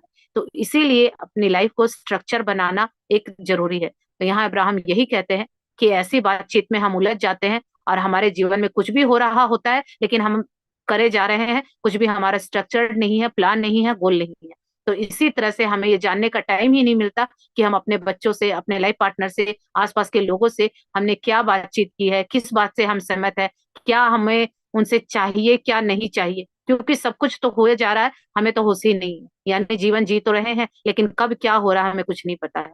तो यहाँ पर अब्राहम कहते हैं कि जो आपका आंतरिक अस्तित्व है, इनर बीइंग है, वो उसको आपकी खतरे की घंटी सुनाई देगी, क्योंकि उसको सब कुछ पता है कि आप गलत कर रहे हैं। तो जैसे ही वो भीतर से सिर उठाता है, यानी वो बताता है, क्योंकि आपको नेगेटिव फीलिंग आ रही है, तो वो बता, नेगेटिव फीलिंग का मतलब क्या हुआ, नेगेटिव फीलिंग आना भी अच्छी बात है, क्योंकि आपका इनर बीइंग बताता है कि जो अभी कर रहे हो ये अच्छा नहीं है। मान लीजिए जिसको भी नेगेटिव फीलिंग आती है, तो वो अच्छी बात है, इंडिकेशन है कि आप समझ जाइए आप कभी गलत सोच रहे हैं, जो भी कर रहे हैं, तो तुरंत आपको बाहर निकलना है। अगर वो बताएगा ही नहीं तो पता नहीं आप कितने घंटों तक वहां बैठे रहेंगे। तो इसीलिए आपका आंतरिक अस्तित्व आपको बताता है, लेकिन दिक्कत वहां आती है कि जब हम उसको समझने की बजाय हम उसको चुप करा देते हैं, और उसी परेशानी में, उन्हीं उलझनों में हम खोए रहते हैं, और बार बार दूसरों के साथ डिस्कस कर करके इसको और बढ़ा देते हैं। क्योंकि ये मेरे जीवन का अनुभव है, आप किसी से भी अपनी समस्या बताइए, कोई भी उसको संभालने या सब करने के लिए नहीं आता है। लेकिन हाँ, ये चीज मैंने देखी है कि कुछ लोग बाद में पीठ पीछे आपका खूब मजाक उड़ाते हैं, और जिस दिन आपको पता चलता है कि सामने वाले ने, आपने तो वो दिल की बात बताई थी रोते हुए, लेकिन सामने वाले ने उस टाइम तो आंसू पोंछ दिए और हमें लगा कि हमें कंधा मिल गया, लेकिन वो वास्तव में आपको कब कंधा दे देते हैं, कब आपका जनाजा निकाल देते हैं, आपको पता भी नहीं चलता, और बाद में आप पछताते रह जाते हैं कि ये बात मैंने क्यों बताई। तो ये लगाम लगाने के लिए लॉ ऑफ अट्रैक्शन सबसे अच्छा है, क्योंकि यहाँ तो बोला गया है कि अगर आप अपनी बातें बताएंगे तो बढ़ जाएंगी। तो ये सोच के कहीं ना कहीं डर के मारे हम चुप रहते हैं, और जितना चुप रहेंगे उतना ज्यादा अच्छा होगा, क्योंकि आपकी बात आप तक ही सीमित है, तो वो जल्दी सॉल्यूशन निकलेगा, और 4 लोगों को बताएंगे तो वो रायता और फैलेगा, कोई संवारने वाला नहीं। तो इसीलिए भूल के भी अपनी बातों को किसी से मत बताइएगा, क्योंकि ये जीवन की सबसे बड़ी गलती है जो हमें सिखाया गया है कि अपनी बातों को दूसरों को बताइए, मन हल्का हो जाता है। कोई मन हल्का नहीं होता, वो इतना भारी हो जाएगा कि संभाले नहीं संभलेगा। वो समस्या तो छोटी सी है, लेकिन जीवन भर गिल्ट रहेगा कि मैंने वो बातें क्यों बोली। तो इसीलिए ये बहुत बड़ी जीवन की लर्निंग है। ये स्कूलों में हमने दोहे पढ़े थे रहीम जी के, रहीमन निजमन की व्यथा मन ही रखो गोए, सुनी अठीले लोग सब बाटी न लेहे कोय। तो लेकिन ये चीजें समझने में जीवन बीत गया, पढ़ाया तो बहुत कुछ गया था, लेकिन जीवन के उतारने में टाइम लगा। तो ये किताबें हैं जिनसे जीवन में कुछ चीजें उतर रही हैं। तो ये मेरा भी पर्सनल अनुभव है, और ये तो बहुत समझदार लोगों ने ऐसी बातें कही हैं, तो ये गलतियां मत कीजिए, कर दी है तो बस अब इनको बंद कर दीजिए, फुल स्टॉप लगा दीजिए, क्योंकि लॉ ऑफ अट्रैक्शन यही कहता है कि अपनी समस्याओं को किसी के साथ डिस्कस मत कीजिए। क्योंकि मुझे तो एक बात समझ में आ गई है कि जब आपको ही वो सुलझानी है और आपको ही वो सहना है, तो फिर दूसरों को बताने से फायदा क्या। फिर तो और तकलीफ होती है कि सामने वाले को पता है हम कितनी मुश्किल में हैं, लेकिन फिर भी कोई नहीं करने वाला। क्योंकि एक बात क्लियर समझ लीजिए, 80% लोगों को आपकी समस्याओं से कोई लेना देना नहीं, और जो 20% लोग हैं वो आपकी समस्याओं से खुश हैं, क्योंकि आप दुखी रहेंगे तभी उनका फायदा होगा। तो हमेशा ये बात याद रखिएगा कि 80% लोगों को आपकी, कितने भी आप दुख में हो, दिखावा करते हैं, किसी को कोई मतलब नहीं है, चाहे आपकी जान जा रही हो किसी को परवाह नहीं है। और 20% लोग हैं जो आपको लगता है वो तो और खुश होते हैं आपकी दुखों में कि उनका तो काम ही यहाँ से बन रहा है। तो यानी कि क्लियर हो गया, 100 में से कोई 1% भी ऐसे लोग नहीं है जो आपके साथ है। तो इसीलिए प्लीज अपनी समस्याओं को डिस्कस करना बंद कीजिए। कोई भी समस्या है अपने ऐसे लोगों के पास जाइए जिनके पास वो समस्या उन्होंने हल की है, वहां से उनसे रास्ता ढूंढिए और खुद अपने ऊपर काम कीजिए, अपने आप वो चीजें ठीक हो जाएंगी। लेकिन जब तक आप भीख मांगते रहेंगे कोई भी नहीं देगा, चिल्लर देके साइड कर देंगे। क्योंकि मुझे एक बात पता है, जीवन की सीख खुद से लेनी पड़ती है। हाँ, जिस दिन कामयाब हो जाएंगे उस दिन लोग आएंगे बोलने के लिए, सहारा देने, लेकिन जब तकलीफ में होते हैं तो साथ कोई नहीं होता है। तो इसीलिए आप किसी की वो मत कीजिए, अपनी फीलिंग का ध्यान रखिए कि जैसे ही आपको नेगेटिव फीलिंग आती है, आपका इनर बीइंग बताएगा कि आपको अच्छा महसूस नहीं हो रहा, तुरंत उस फीलिंग को चेंज कर दीजिए। ये आप कर सकते हैं, और धीरे धीरे जब ये प्रैक्टिस करेंगे तो आपको आदत पड़ जाएगी, और फिर आपकी अनचाही चीजें आपके जीवन से अपने आप हट जाएंगी, आपको कुछ भी नहीं करना होगा। तो यहाँ पर अब्राहम यही कहते हैं कि आपको सिर्फ अपने आसपास के लोगों से, अपने जीवन से, अपने आंतरिक अस्तित्व से सामंजस्य बैठाना है। यानी इनर बीइंग आपका खुश रहना चाहिए। अगर वो दुखी होता है तो कुछ भी कीजिए, उसको खुश कीजिए। जब आप उसको खुश रखते हैं तो वो खुशी वाली चीजें अपने आप लाके देगा। लेकिन जैसे ही आपको इंडिकेशन मिलता है कि आपको अच्छी फीलिंग नहीं आ रही है, तो समझ जाइए कि आपका आंतरिक अस्तित्व दुखी है, और वही आपको चीजें लाके देता है। तो इसीलिए दूसरों के चक्कर में पड़ना छोड़िए, क्योंकि अच्छा फील करना आपके हाथ में, कोई आपको अच्छा फील नहीं करा सकता। मोटिवेशन कहते हैं लोग बाहर से ले लेंगे, किसी की वीडियो देखिए, किसी को सुनिए, 10 मिनट, 15 मिनट, 1 घंटा आप मोटिवेट हो जाएंगे, लेकिन वो मोटिवेशन तो आपके अंदर से निकलना चाहिए ना, काम तो वहां कीजिए। तो वो कब होगा? जब आप अपने आप से जुड़ेंगे, अपने साथ टाइम बिताएंगे, अपने आप को पता कीजिए कि मुझे क्या अच्छा लगता है, क्या दुखी करता है। जब आप अपनी कमजोरियों को, अपनी ताकतों को समझेंगे, तभी तो वहां काम कर पाएंगे। तो जब ही आपके नए नवीन दृष्टिकोण बनेगा अपने प्रति, क्योंकि अब तक आपको पता ही नहीं कि आप कौन है। तो जब आपको यही नहीं पता कि आप कौन है, आपकी खुशी क्या है, आपका दुख क्या है, आपकी अच्छाइयाँ क्या है, बुराइयां क्या है, आपकी ताकत क्या है, आपकी कमजोरी क्या है, तो फिर आप कैसे डील करेंगे। तो ये चीजें जाननी है। यही अब्राहम ने कहा है कि जब आप ये चीजें डाल लेंगे तो सामने वाला दूसरा व्यक्ति भी हथियार डाल देगा। अगर किसी से कोई बहस होती है तो आपको समझ आ जाएगा कि ऐसे व्यक्ति से कैसे डील करना है। यानी वो जो डिस्कशन हो रही है वो आपकी कमजोरी की है या आपकी अच्छाई की है। तो आपको हर चीज से डील करना आएगा, और जब आप अपने हिसाब से, यानी अपने इनर बीइंग के हिसाब से काम करेंगे, तो सामने वाले व्यक्ति भी हथियार डाल देंगे। और फिर आपको समझ में आएगा कि आपका अंदर से जैसे ही सामंजस्य होता है, अंदर से जैसे ही दोस्ती होती है अंदर वाले से, तो बाहर जमाने से अपने आप दोस्ती हो जाती है। लेकिन जब अंदर वाले से ही आपकी इतनी नफरत है, अंदर आप 5 मिनट अपने साथ अकेले नहीं बैठ सकते हैं, आप अपनी कंपनी खुद एंजॉय नहीं करते हैं, तो फिर आपके साथ बाहर कौन बैठना चाहेगा। तो बाहर वाले भी लोग उसी को पसंद करते हैं जो अपने आंतरिक अस्तित्व से जुड़ा हुआ है। तो सबसे पहले अपने आंतरिक अस्तित्व से दोस्ती कीजिए।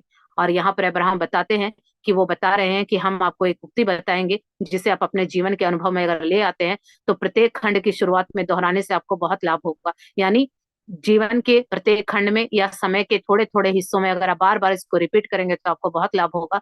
तो वो ये है कि अब मैं जीवन अनुभव के इस खंड में प्रवेश कर रहा हूँ, तो मैं इसमें वही देखना चाहता हूँ जो मुझे पसंद हो। जब आप किसी अन्य व्यक्ति से बात कर रहे होंगे तो इससे आपको यह सहायता मिलेगी कि आप यह समझ पाएंगे कि आप दूसरे से सामंजस्य रखते हुए उसका उत्थान करना चाहते हैं। यानी आपको हर समय में अपने जीवन से क्या चाहिए ये क्लियर होगा।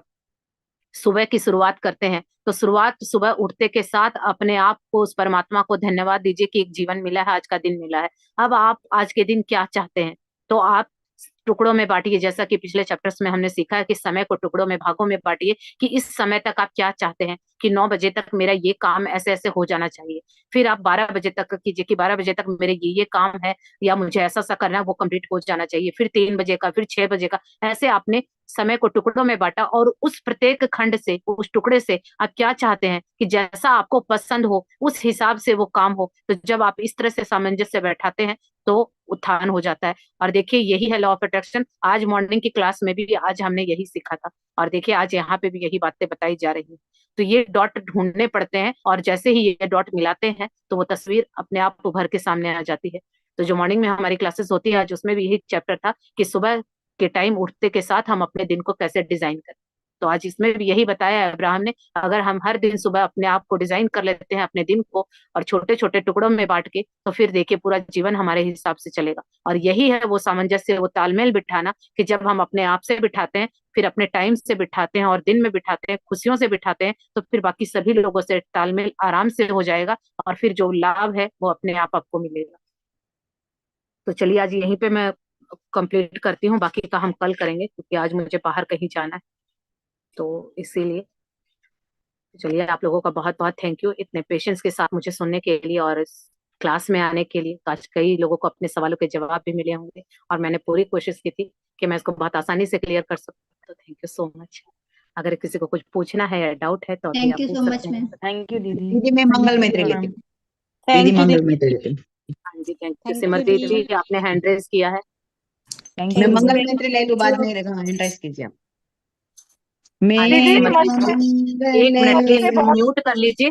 जिसको जो कुछ पूछना है हैंड रेज करके छोड़ दीजिए, मैं एक एक का नाम बोलूंगी ताकि बाकी लोगों को भी क्लियरिटी है। हाँ जी सिमरदीप मंगल जी मैत्री ले लूँ मैं दीदी। मेरा मंगल मेरा मंगल हो ये रे, तेरा मंगल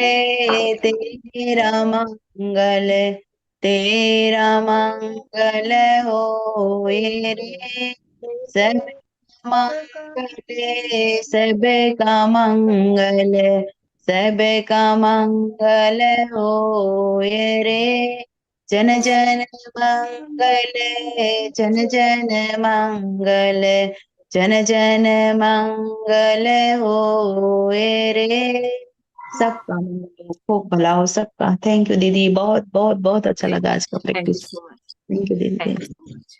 थैंक यू। हाँ जी हाँ जी सिमरदीप जी आपने हैंड रेज किया है, अनम्यूट कीजिए अपने आप को। और मैं बाकी लोगों से भी चाहूंगी कि सभी कैमरा ऑन कर लें।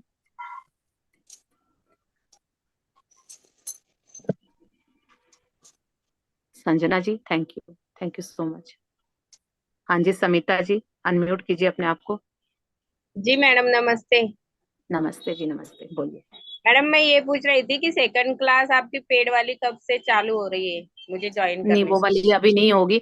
अभी सबको मैजिक बुक जाननी है, सबको ग्रेटिट्यूड सीखना है, तो नेक्स्ट मंथ से मैं ग्रेटिट्यूड स्टार्ट करवाऊंगी मैजिक बुक। तो वो वाली तो अभी नहीं है, अगर आपको इंटरेस्ट है तो अभी भी आ जाइए, 7 दिन बचे हुए हैं। 7 दिन में मेरा हो जाएगा ज्योति मैडम जी सीखना? Thank you so much. हाँ जी 7 दिन में मेरा हो जाएगा? नहीं 7 दिन में नहीं, ये तो 21 दिन की जर्नी है, ये आपको 21 दिन की प्रैक्टिस करनी होगी। फिर वो जो मेरी रिकॉर्डेड है ना वो मिल जाएंगी। 7 दिन अभी लाइव के मिल जाएंगे कि लाइव का क्या एक्सपीरियंस है वो आप ले सकते हैं। रिकॉर्डेड आपको डे 1 से ही होगा क्योंकि अभी काफी सारे लोग हैं पेड में आए हैं, उनका भी बीच में छूटा हुआ है। तो आप सभी को कंपनी मिल जाएगी, सभी आपस में मिलके अपना कीजिएगा क्योंकि उनको भी लग रहा है कि यहाँ तक आने के बाद उन्होंने छूट गया था बीच में। तो कोई बात नहीं, डे 1 से शुरू कीजिए। तो अगर आप लोग जो नए एंटर करते हैं और जो पुराने डे 1 से कर रहे हैं तो आपस में आप लोग कनेक्ट होइए, क्योंकि अभी ऐसा नहीं है कि आप अलग मैं अलग, ऐसा कुछ नहीं है। क्योंकि मुझे ये कम्युनिटी ऐसी बनानी है कि अगर किसी के एक कांटा चुभता है ना तो जितने 70 लोग हैं वहां खड़े हो जाने चाहिए उस कांटे को निकालने के लिए।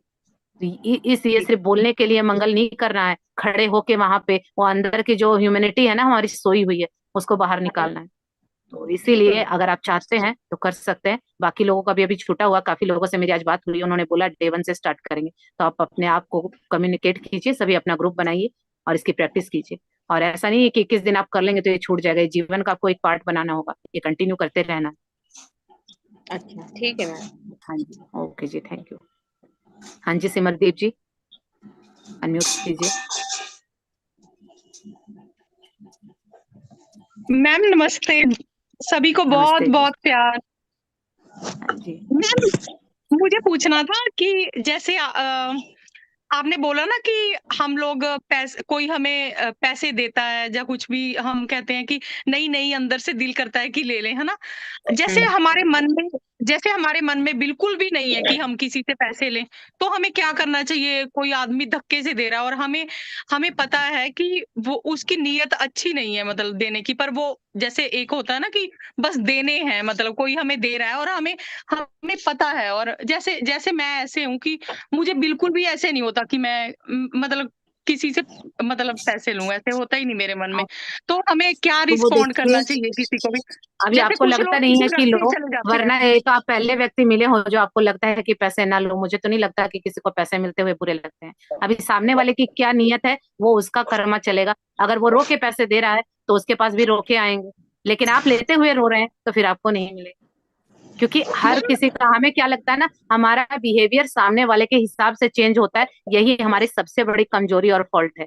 हमेशा याद रखिए कि अगर मैं आपको अब्यूज बोलती हूँ, मेरी नीयत खराब है, पैसे देते वक्त या कुछ भी देते वक्त वो मेरे कर्मा जुड़ रहे हैं। अब मैं रोते हुए दे रही हूँ, गालियां देते हुए दे रही हूँ, तो वो मेरे पास आएंगे तो मुझे भी ऐसे ही गालियां देते हुए मिलेंगे। तो आपको मिल रहे हैं ना, आप उसको खुश होके लीजिए। वो आपका कर्म है, आप खुश होके लीजिए और खुश होके दीजिए। तो आपको आते वक्त जाते वक्त वो, इसी को तो कहा जाता है हैप्पी मनी। ये मनी का भी पूरा, ये देखिए, ये सारी चीजें अभी मैं क्या बताऊं, क्योंकि मेरी तो 5 सालों से इस पे पढ़ाई लिखाई सब कुछ चल रहा है, रिसर्च चल रही है। क्योंकि ये भी पैसे भी हैप्पी और रोते हुए होते हैं, कि हैप्पी मनी होता है या आपका क्राइंग मनी होता है। अगर कोई रो के दे रहा है तो आपको उसके रोते हुए पैसे को हैप्पी मनी बनाना है, वो कैपेबिलिटी आपको लानी है। सामने वाले ने रोक के दिए तो उसका कर्मा उसके साथ है, लेकिन उस पैसों को आपको हैप्पी करना है तो वो कैपेबिलिटी आपको सीखनी होगी। ये भी सारी चीजें आर्ट है। तो सामने वाला मैम क्या कर रहा है वो जैसे उसका है, आप अपना हाँ जी, देखिए। आपने जैसे बोला कि कोई आदमी ऐसा नहीं है कि मतलब जिसे पैसा आता हुआ अच्छा ना लगता हो, है ना? पर हमें हमें ऐसे पता है कि ये तो जो स्पेसिफिक टिकट की पेमेंट भी पर्सन करदा है मेरी लाइफ में। हम्म। कि ये नहीं नहीं, तो नाम आ गया सी ना। प्लीज अपने आप को म्यूट कीजिए। मैम बहुत सारे बीच आवाज आ रही है इसलिए।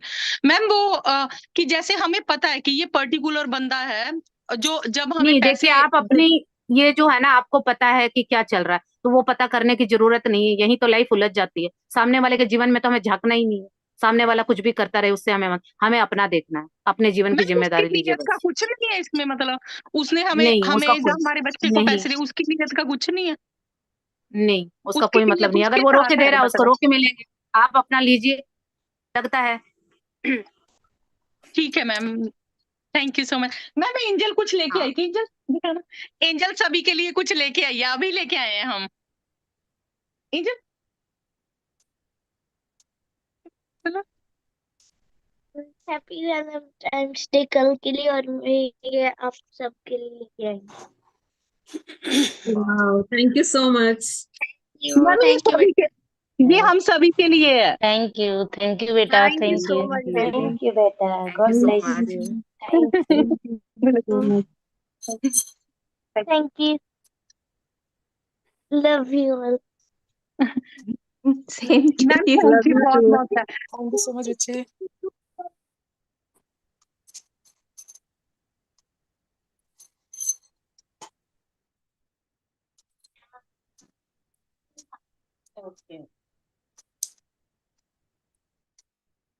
Hello ma'am.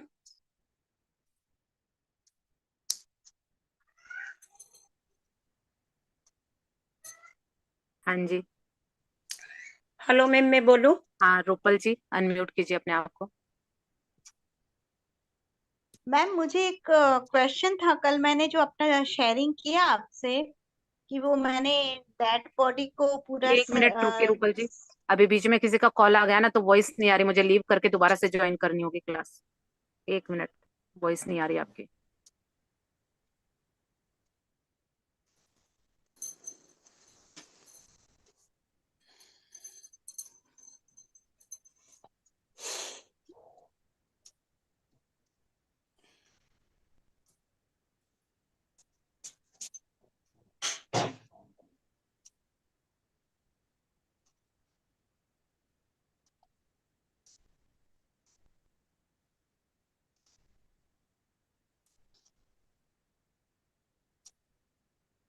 कमरा में देखो।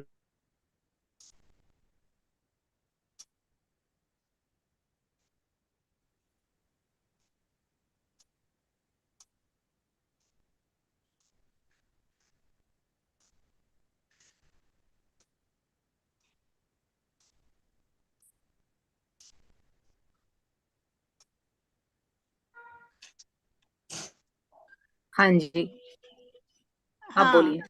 हाँ, रही आ, बोलिए। मैंने कल अपना शेयरिंग किया था कि मैंने हम्म। फर्स्ट टाइम हाँ एक हाँ, डैड, वो, हाँ जी हाँ जी, वो आपने बोला था, आगे बोलो। एग्जैक्टली। तो वो आपने तब मुझे ऐसे क्यों पूछा कि आपने सुबह का क्लास ज्वाइन किया है या नहीं? जस्ट ये पूछना था। जब मैंने अपना शेयरिंग किया सब पूरा, उसके बाद आपने नहीं, मुझे सुबह ऐसा, आपने बोला ना कि मैंने आपकी क्लास ज्वाइन की, तो मैंने वही पूछ रही थी ना, सुबह की नहीं क्लास तो पेड क्लास, वाली चल रही है, कि नहीं आपने सुबह सुबह का की क्लास क्लास कहाँ ज्वाइन, से ज्वाइन की। सुबह का वो देखा था मैंने एक video, part 19 law of attraction का। अच्छा, हाँ वही पूछा ना मैंने, आपने ये बोला ना सुबह क्लास ज्वाइन की, तो मैंने कहा सुबह कौन सी क्लास आपने ज्वाइन की, क्योंकि पेड नहीं वाली नहीं, चल सुबह रही है। क्लास ज्वाइन नहीं की, सुबह मैंने आपका एक वीडियो देखा, ओके, पार्ट हाँ तो ना 9। आपने बोला क्लास ज्वाइन की, तब मेरे को लगा कि आपने कौन सी क्लास ज्वाइन की थी, ये ओह, पूछा। अच्छा अच्छा, हाँ, अच्छा, इसीलिए। हाँ। हेलो ठीक, मैम। Thank you. ओके जी, थैंक यू। हाँ जी, बोलिए। हाँ मैम, मैं भाटिया बोल रही हूँ, मैं कर्नाटक से हूँ मैम। हम्म। मैंने आपको मैसेज डाला था कब मैम। डाला था, मैंने देखा नहीं। हाँ मैम, मैं यूट्यूब पे देख के आपका ये सब कर रही थी 15-20 दिन से। हाँ। तो मैम, मेरे को आपकी बातों से इतना मेरे पर असर हुआ मैम, कि मैं मतलब हर एक मतलब पूरा दिन काम भी कर रही हूँ और आपकी वीडियो भी सुन रही हूँ। मतलब इतनी मैं इसमें लीन हो गई। और वैसे मैं रोज 2-3 घंटे तो मैं ध्यान करती हूँ। सुबह हम्म। 4 बजे से बैठ जाती हूँ। और मैम हम्म। उसके अलावा जो आपने बोला था कि हमको यूनिवर्स से मांगना है करके, तो हम्म। छोटी छोटी चीजें मांगे तो मैंने सीधे 25,000 मांग लिए मैम। अच्छा जी। मैंने बोला 25,000 से देखते हैं। तो मैम वो फिर बाद में आपने बोल दिया कि मैं इसका इन सॉरी, आईने के सामने हम खड़े होके और बातें कर रहे हैं। मैं इतनी डूब गई थी उसमें कि मैं काम भी कर रही थी, तो मैं बोलती थी कि मैं अभी ये काम करके आती हूँ, फिर आके मिलती हूँ करके। मैं सच में इतना मेरे पे प्रभाव हुआ। और मेरे को कुछ मेरा गोल्ड निकालने का था। मैं अभी इंदौर जा रही हूँ शादी में। तो मैम क्या करूं, मेरे को थोड़ा टेंशन आया था। तो बस मैं यही बात कर रही थी, मैं पहन के इतनी खुश हो रही हूँ, मैं शादी में इतना एंजॉय कर रही हूँ, मैं इतनी शॉपिंग करी है मैंने, मैं कहाँ कहाँ घूमने गई हूँ। बस ऐसे ही बातें दोहराई मैंने। मैम इतना जल्दी असर हुआ है उसका कि मैं सोच भी नहीं सकती थी कि ऐसा होगा। फिर मैंने सोचा चलो मैं अपने बेटे से बात करती हूँ, देखते हैं, ट्राई मारती हूँ, क्योंकि मेरा बेटा अभी 2 महीने हुए हैं, अभी इंडिया आया था, वो लंदन में है। तो अभी अभी हमने जस्ट घर खरीदा है, तो मैं बोली अभी कहाँ वो इतना पैसा देगा मेरे ख्याल में। मैम तो मैंने बेटे से बात करी, तो बेटे ने बोला कितना चाहिए मॉम आपको। तो मैंने बोला बेटा मेरे को 80,000 चाहिए। तो ठीक है मामा, हो जाएगा बोला उसने। और मैम उसने मेरे को दूसरे दिन 90,000 भेज दिए मैम। वाह। मैं चलिए, अभी इतनी बाकी हैप्पी। सभी इनको अप्रिशिएट कीजिए, जिसको जिसको लाइफ में जल्दी जल्दी मैनिफेस्ट करना है। अभी देखिए, मैम आज की यही लर्निंग थी ना, कि क्या हो रहा है उससे मतलब नहीं है, अपनी ख्यालों में डूबे रहिए और फील करते रहिए। तो देखिए, मिरर प्रैक्टिस इसको बोलते हैं, कि अभी उसको बातें बोल के गए, प्रैक्टिस करके गए, और बोल रहे हैं कि अभी बाकी का काम करके आती हूँ, अभी बैठो। तो ये मिरर वाला व्यक्ति ही आपको लग के देगा। वाह, आपको तो सैल्यूट है बिल्कुल, कि आप बिना मिरर प्रैक्टिस की, बिना वो चीजें जाने, आपने बहुत कुछ अचीव कर लिया। थैंक यू सो तो मच। मैम, यही है वो सच्ची लर्निंग। हाँ मैम, तो मिरर मेरे बेडरूम में जा रही हूँ, बाथरूम में जा रही हूँ, फिर दूसरे बेडरूम में, जितनी जगह जा रही हूँ मैं वहीं आके, और फिर बोलती थी कि मैं अभी बाद में आती हूँ, मैं ये काम करके आती हूँ। तो मैम मेरे को इतनी हैप्पी, मतलब इतनी खुशी हो रही थी कि मैं घर में तो किसी से बात नहीं करती हूँ, लेकिन आके मिरर के सामने खड़ी हो जाती हूँ। और ऐसा नहीं, ऐसा मेरे को अभी ये काम करना है, मैं उतना निपटा के आती हूँ। मैंने बहुत आज तक अच्छे। तुमसे बात नहीं करी, मैंने आज तक तुमको ऐसा निहारा नहीं, तुम पे ध्यान नहीं दिया, सिर्फ मेकअप करती थी और हट जाती थी। लेकिन आज मेरे को एहसास हो रहा कि तुम कितनी सुंदर हो। अब मैं तुमको लाइक कर रही हूँ, मैं तुमसे बहुत प्यार करती हूँ। I love you too. वाह। मैं देखिए, ये होती है मिरर प्रैक्टिस। अब ये जो मिरर वाला व्यक्ति है ना, यही सारी चीजें लाता है। हालात कैसे बनेंगे उससे लेना देना नहीं है, खुश रहिए बस। तो अपने आप से जुड़ना इसको कहते हैं। आपका बहुत बहुत थैंक यू। आपका नाम क्या है? मैम मेरा कला देवी भाटिया है ma'am. Okay, thank you so much Kala जी, इतनी अच्छी शेयरिंग करने के लिए। आपको तो सच में जीवन जीने की कला आ गई है। हमारे लिए बहुत ही इंस्पिरेशनल आपकी स्टोरी रही। थैंक यू सो मच और आगे मैम शेयर करने के फिर लिए। आपसे मेरे को मिलना था, तो एक तो आपका मेरे पास कुछ नहीं, मैं कैसे मिलूं, मैं इतना तड़प रही थी कि मैं क्या करूं। मिलेंगे, जरूर फिर मिलेंगे। मैम मैंने फिर मेरे को मतलब ऐसा था कि मैं आपसे जुड़ूं, कैसे जुड़ूं। मेरे फिर मैं आपका वीडियो सुन रही थी मैम, तो मैंने यूनिवर्स से बोला, मिरल से बोला कि मेरे को आपसे जुड़ना है, मैं इतनी अच्छी बातें सुन रही हूँ उनसे। तो मैम फिर क्या हुआ, आपका वीडियो चल रहा था, आपने बोला मेरा व्हाट्सएप का नंबर इसमें है। मैंने तुरंत अपनी बेटी को बोला इसी वक्त नंबर ये मेरे को लिंक आप करके फर्स्ट डालो टाइम आए कर। हो क्या क्लास में? आप फर्स्ट नहीं टाइम आए हो मैम, मैं क्लास में? क्लास में नहीं आई, मैं अभी आई हूँ फर्स्ट टाइम। मैम वो सब यूट्यूब में देख के किया उन लोग ने, देखना हाँ यूट्यूब में तो देखते देखते अपने आप किया। YouTube okay. पे करा है। हाँ, ये आज क्लास आपने पहली बार ज्वाइन की है ना, हाँ लाइफ में आज आज मैं पहली बार ही मिल रहे हो। हाँ मैम, आज मैं पहली बार आपसे बात कर रही हूँ, मेरे को तो खुशी का ठिकाना ही नहीं है सच में। Thank you so much. Thank you. मैं मतलब मैं इतना सोच रही थी कि मैं आपसे कैसे मिलूं, कैसे बात करूं आपसे। तो थैंक यू मैम मेरे इतने सारे मतलब प्यार दो के लिए, थैंक यू। सच में आपने तो सच में दिखा दिया कि सिर्फ देखिए एक यूट्यूब की वीडियो देख के भी इंसान क्या कुछ कर सकता है। वो सारी पावर हमारे अंदर है, लेकिन यही तो सही मैजिक रास्ता है, और सही मेथड होना है ना चाहिए। दीदी? यही मैजिक और यही चमत्कार है। बिल्कुल यही मैजिक है। देखिए अब लॉजिक वाले सभी लोग सुन लीजिए, जिनका लॉजिकल माइंड बहुत एक्टिव रहता है, कैसे होगा, कौन लाएगा। अभी देखिए कि एक बार सिर्फ रैंडम कॉल किया था बेटे के पास, और देखिए यहाँ बहुत सारी चीजें समझने की है। इन्होंने अटैचमेंट नहीं रखी थी कि मिलेगा नहीं मिलेगा कैसे क्या होगा। ये अपनी खुशियों में व्यस्त थी, सोच रही थी, और मिरर वाले व्यक्ति के साथ खुश थी, अपनी फैंटेसी में ही खुश थी। यानी उन सपनों में ही खोए रहना है और खुश रहना है। और दूसरा एक मन में ख्याल आया कि चलो बेटे को कॉल करते हैं, तो भी देखिए 25,000 का थॉट था, 80 बेटे से मांगे और 90 मिला। ये होता है देना, ऊपर वाला जो देता है ना, तो वो नापतोली वहां नहीं होती है। तो इसीलिए इसको बहुत अच्छे से समझ लीजिएगा, यही है वो प्रोसेस सारे सपनों को पूरा करने का। तो बहुत बहुत thank you so much Kala ji, thank you. Thank you ma'am, आपको भी थैंक यू जो आपने हमको ये थैंक यू। रास्ता बताया, उसके थैंक यू। लिए मेरी आपको यही कोशिश धन्यवाद है मैम। कि सभी सभी इसको जाने, खासकर औरतें जाने और बच्चे जाने, तो बस फिर तो स्वर्ग बन जाएगा सब कुछ। बहुत बहुत आपका thank you. Thank you ma'am, तो आपको देख भी के कोटि ऐसे लग कोटि रहा है कोटि मैम कोटि हम लोग क्या धन्यवाद ही मैम। सीख रहे हैं सेल्फ लव में।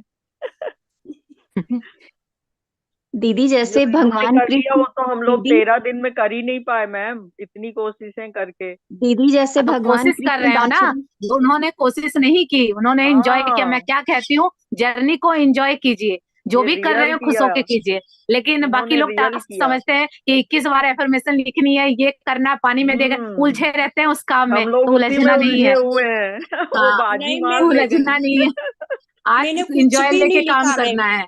मैंने कुछ भी नहीं लिखा मैम। सुबह 4 बजे उठती थी, मिरल से बात करती थी, फिर बाद में मैं बैठती थी अपने ध्यान पे। हाँ, तो मतलब आप मेडिटेशन कितनी देर करते हैं?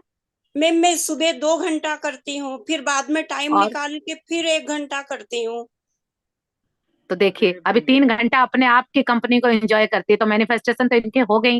और हम मुझे कहते हैं लोग कि 15 मिनट में बेचैनी हो जाती है। तो अभी देखिए 15 मिनट अपने आप को नहीं झेलते, तो वो 15 मिनट में आप साथ नहीं बैठ सकते, तो उस व्यक्ति से क्या उम्मीद करते कि वो आपको 90,000 ला के देगा, गोल्ड ला के देगा? तो दोस्ती मैम कीजिए उसके साथ, तीन मैम तीन घंटा मैम बैठने प्लीज, पड़ता है अपने साथ। मैम प्लीज कला दीदी को बोले आप आज, अगर किसी ने क्वेश्चन नहीं देने हैं तो प्लीज अपनी शेयर करें प्लीज, अच्छा लगेगा बहुत। हाँ, तो उन्होंने मैम किया ना। नहीं मैं तो मेरा काम भी करती थी ना, तो बोलती थी कि मैं ये काम जल्दी से करके आती हूँ, मेरा ये काम हो जाना चाहिए। मैं कह रही हूँ ना कि मैं मिरल से बात कर रही हूँ, कोई मेरे घर में नहीं, कोई मेरा फ्रेंड नहीं है, लेकिन मिरल मेरा फ्रेंड बन गया, ऐसे बिल्कुल हुआ यही, वो। यही हम सीखते हैं, और आपने तो बहुत मैजिक कर दिया। बहुत और बहुत मेरे को थैंक यू। मैं ये ताजुब लग रहा मैम कि मेरे को आपसे मिलना है, मैं यूनिवर्स से बोल रही हूँ, यूनिवर्स से तो मैं बात करती हूँ मैम, और मैं आके मिरल में भी बोल रही कि मेरे को आपसे मिलना, आपकी क्लास जरूर, ज्वाइन करना, पर कैसे मिलूं। और वो भी कुदरती अपने आप रास्ते बनेंगे। वो हमें नहीं पता। जैसे आपने ये गोल्ड मैनिफेस्ट किया, 90,000 मैनिफेस्ट किए, इसी तरह से मिलना भी मैनिफेस्ट हो जाएगा। वो ऊपर वाले साधन बनाएगा, हमें नहीं पता। हमें तो अपनी इच्छाएं जाननी है और खुश रहना है। तो इमेजिन कर करके खुश होइए कि आप मुझसे मिल रहे हैं, मैं भी खुश होती हूँ कि मैं आपसे मिल रही हूँ। बाकी काम ऊपर वाले का, हम लोग क्यों दिमाग लगाए। यही तो है ना। इसी को तो कहते हैं मैम अट्रैक्ट करना। ये मैम अरे बहुत याद है अच्छा है मैम। मैम दीदी जैसे सैल्यूट है आपको मेडिटेशन मैम, करते हैं हम, सैल्यूट है। तो मेडिटेशन में जब हम सांस लेते हैं तो हमें सिर्फ सांसों पे ध्यान देना है, या फिर हम जैसे हम कुछ भी जप करते हैं जब वैसे करना है, नहीं या नहीं नहीं सिर्फ नहीं नहीं, नहीं सिर्फ नहीं, सांसों पे सांसों पे ध्यान ध्यान देना, देना, सिर्फ सांसों पे सांसों पे ध्यान देना। ध्यान देना, हाँ जप नहीं करना उस वक्त। हाँ, क्योंकि बस भटकाना सांस पे नहीं है ना ध्यान देना दिमाग है, को। आ रही है जा रही है सांस। मैम मुझे और कुछ भी शेयर करना था आपसे। हाँ जी, कीजिए। मेरी दीदी बोलती है 2 दिन से कि दिन पे दिन तेरा फेस क्यों ग्लो होते जा रहा है, इसलिए आज मुझे उसको बताना पड़ा। मैंने उससे पता है, मैं हर चीज मेरी दोनों दीदी से शेयर करती हूँ, पर ये एक चीज मैंने शेयर नहीं की थी। तो बोलती है तेरा फेस क्यों दिन पे दिन इतना ग्लो करते जा रहा है। फिर मैंने बताया उसको कि ऐसे एक निशा जी का सवेरा करके है, वो वीडियोस मैं देखती हूँ हमेशा। इतने 10 दिन से मैं एफर्मेशन और ग्रेटिट्यूड करती हूँ सुबह से उठकर, इसलिए चलिए, चेंजेस आए इतने मेरे में। तो बहुत बोलती है बहुत बहुत। Thank you. अभी देखिए कितने लोगों का नींद सुबह उठना शुरू हो गया, कई लोगों की दवाइयां छूट गई, फेस चमकने लगा। तो बताइए और इससे बेहतर जीवन क्या होगा।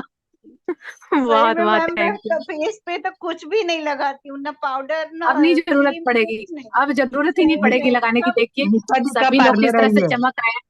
अभी ये मेकअप और सब कॉस्मेटिक वाले मुझे गालियां देंगे कि सब कुछ धंधा बंद करो। ये पार्लर है लेकिन हमारा। सब आपकी लेकिन देन है मैम। मैम जितना हम हैप्पी रहेंगे उतना हम आगे बढ़ेंगे मैम, और जितना बिल्कुल, रोएंगे हम पीछे जाएंगे। यही यही तो समझ में नहीं आता है। इसी के लिए तो सारी जद्दोजहद चलती है, इतनी सी बातें तो समझ ही नहीं आती है। हाँ जी इंदु जी, आप क्या बोल रहे थे? आपने तो सुबह से मेरा दिन बना दिया। आज तो मेरे पैर जमीन पर नहीं पड़ रहे हैं। आज सुबह से मैं बहुत खुश हूँ, क्योंकि थैंक आपके यू। कॉम्प्लीमेंट ही इतने बढ़िया बढ़िया होते हैं कि सोच सोच के मैं तो, कोई लोग बोलते हैं ना कि दुखी, तो मैंने कहा काहे का दुखी। मुझे तो जरा सा भी कुछ लगता है तो मैं आपकी बातें याद करती हूँ, बस खुश हो जाती हूँ। थैंक यू दीदी, थैंक यू सो मच। हमें भी हाँ दीदी, सुनाइए क्यों दीदी, नहीं। कुछ वो हमें तो ड्रीम सुनाइए। गर्ल, जो ड्रीम गर्ल करती है वही आप हम लोग की लाइफ में कर रहे हो, तो हो ना आप ड्रीम गर्ल हम लोग के लिए। बिल्कुल जी, आपके इस कॉम्प्लीमेंट के तो मैं आज सुबह से बहुत खुश हूँ। नहीं अच्छा दीदी, मैं ये कह रही हूँ कि जैसे भगवान कृष्ण बांसुरी बजाते थे तो धरती के सारे प्राणी, गौवें, गोपियां सब मंत्र मुग्ध हो जाते थे। सेम सिचुएशन आज हम लोग की हाँ, आपके साथ है। आप जो ये लग बोल रहा रहे है हैं मेरे को। सारे पागल हो जा रहे हैं। हाँ, दिख रहा है मेरे को। 3:30 बजे का बड़े बेसब्री से इंतजार रहता है। मैं भी काम कर रही होती हूँ और घड़ी देख रही होती हूँ कि कब 3:30 बजेंगे। तो मेरे हस्बैंड कहते हैं कि तुम लोगों का क्या ये चल रहा है, समझ नहीं आ रहा। मैंने कहा मुझे भी नहीं पता क्या चल रहा है, पर बाकी लोग भी बेचैन रहते हैं और मैं भी बेचैन रहती हूँ कि कब टाइम होगा। ये तो हम लोग 3-3 बार मिलते हैं, तब ये हाल है। सच बिल्कुल में ये दीदी, बात आपने बिल्कुल बिल्कुल ठीक बिल्कुल। कही। बिल्कुल दीदी, बिल्कुल सेम सेम सिचुएशन है। भगवान कृष्ण के रूप में आप आए हो यहाँ पर। जी, ये आपकी सच है। सोच है, पर हमारा प्रेम ही इतना गहरा है कि अब भी आप सभी लोगों को भी 3 बजे 3:30 बजे का इंतजार रहता है, और मुझे भी रहता है। इतनी बेचैनी रहती है अंदर से कि काम उस टाइम लगता है, कब मान लीजिए काम जल्दी हो जाता है ना, तो उस दिन मेरे को लगता है जल्दी से क्यों नहीं घड़ी चल रही है, कब टाइम होगा। तो अरे वाकई दीदी में पूरा बात दिन सही आपका कही तो आपने। जो बोला हुआ रहता है ना, पूरा दिन घूमता रहते हैं। आपकी आवाज सुनते मतलब लगता है कि आप बोल रहे हैं, हम सुन रहे हैं। मेरे ऊपर हाँ, पैसों की, रुपयों की वर्षा हो रही है, बारिश हो रही जो है, बिल्कुल। है ना सब चलता रहता है पूरा दिन। बहुत बहुत अच्छे। यही तो चलाना है ना। चलिए जी, thank you so much. Thank thank you you ma'am, so thank much you. Ma'am. Thank you. हाँ जी वामिका जी, आपने भी हैंड रेस किया था, आपको कुछ पूछना है?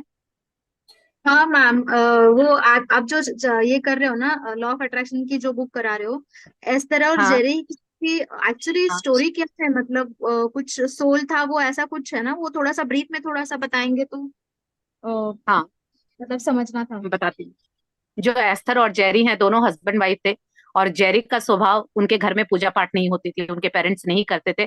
तो उनको लगता था कि जो स्पिरिचुअल हैं, पूजा पाठ करते हैं, चर्च जाते हैं, उन लोगों को ज्यादा नॉलेज होगी। और उनके जीवन में कुछ सवाल थे, जैसे अभी सबके रैंडम थॉट होते हैं, उनका सवाल ये था अपने आप से कि जीवन में कहते हैं कि भगवान ने सबके लिए सब कुछ बनाया है, तो कुछ लोग अमीर, कुछ लोग गरीब क्यों हैं, कुछ इतने दुखी हैं, कुछ बहुत सुखी हैं। तो ऐसा क्या नहीं हो सकता? 15 मिनट्स भी प्लीज नहीं अपने आप को म्यूट कर लीजिए। उसको करना। तो उनके थॉट चलते थे, उनके सवाल थे अपने जीवन से, कि वो चाहते थे कि कोई इन सवालों का जवाब दे, कि सभी एक बराबर खुशियों वाला जीवन नहीं जी सकते क्या, सभी खुशी नहीं रह सकते क्या। तो उनके सवालों को जवाब वो पूछते रहते थे, तो लेकिन कोई भी जवाब देता था तो उनको संतुष्टि नहीं होती थी उस जवाब से। फिर लेकिन वो जब बड़े हुए, जगह जगह उनकी पोस्टिंग हुई, वो कई जगहों पे रह चुके हैं, तो वो अलग अलग चर्च में जाते, अलग अलग लोगों से मिलते, लेकिन उनको उनके सवालों के संतुष्टिदायक जवाब कहीं से नहीं मिले। फिर उनकी शादी एस्थर से हो गई, लेकिन जो जेरी है उनके सवालों की खोज साथ साथ चलती रहती थी। लेकिन वो जो नॉन फिजिकल वर्ल्ड की जिस तरह आत्मा होती हैं, ये चीजें होती हैं, तो वो इन चीजों में बिलीव करते थे और वो डरते नहीं थे। लेकिन एस्थर हमारी तरह थी, उनको इन चीजों से डर लगता था। तो जब जेरी कोई बुक पढ़ते थे या ऐसे लोगों के बारे में बातें करते थे, तो एस्थर कहती थी कि आप जो करना है कीजिए, पर मेरे को ये सब मत बताइए, क्योंकि मुझे ये सब चीजों से डर लगता है। लेकिन जेरी, फिर उन्होंने बताना बंद कर दिया जेरी ने। लेकिन एक टाइम ऐसा आया कि उनको कहीं से पता चला कि एक लेडी है और उनके अंदर कोई चैनल, उसको चैनल बोला जाता है, जब किसी की आत्मा किसी की बॉडी में आती है तो उसको चैनल बोला जाता है। तो वो चैनलाइज करके आपके सवालों का जवाब देगी। अब जेरी को लगा कि क्यों ना मैं वहां अपने सवालों के जवाब पूछूं, तो मुझे पता चल जाए। तब वो एस्थर को किसी तरह से मना के कन्विंस करके लेके गए, और वहां जाने के बाद जब उन्होंने वो सवाल पूछे, तो उनके सारे सवालों के उनको जवाब मिले, तो कहीं ना कहीं उनको, जेरी को तसल्ली हुई कि हाँ कुछ सवाल मिले। तो वहां पर एस्थर भी गई थी, वो बहुत डर रही थी, लेकिन उन्होंने देखा कि ऐसा कुछ भी नहीं है, सामने वो व्यक्ति बैठा है, वो जो भी पूछ रहे हैं नॉर्मली हम जैसे बातें करते वो बातें कर रहा है। तो नॉर्मली चलते वक्त उन्होंने पूछ लिया कि एस्थर तुम्हें कुछ नहीं पूछना, कि तुम्हारा जो इनर, क्या कहते हैं उसको, स्पिरिट गाइड कौन है, यानी तुम्हारे आंतरिक अस्तित्व में बैठा हुआ भगवान कौन है। तो एस्थर को पता नहीं था कि ये सब क्या होता है। उन्होंने रैंडम बोल दिया कि हाँ मुझे जानना है। तो उन्होंने बोला कि आप मेडिटेशन कीजिए। अब एस्थर को सुन के लगा कि ये मेडिटेशन क्या होता है, इसमें तो ध्यान करना ये सब मेरे बस की नहीं है।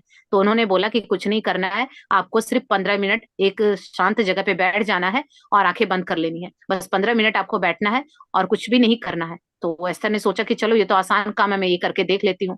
तो वो दोनों घर आ गए। घर आने के बाद दोनों ने अपने शांत जगह पे बैठे अपने घर में 15 मिनट का अलार्म लगाया और वो चुपचाप बैठ गए। अब एस्थर को 15 मिनट चुपचाप बैठना बहुत अच्छा लगा।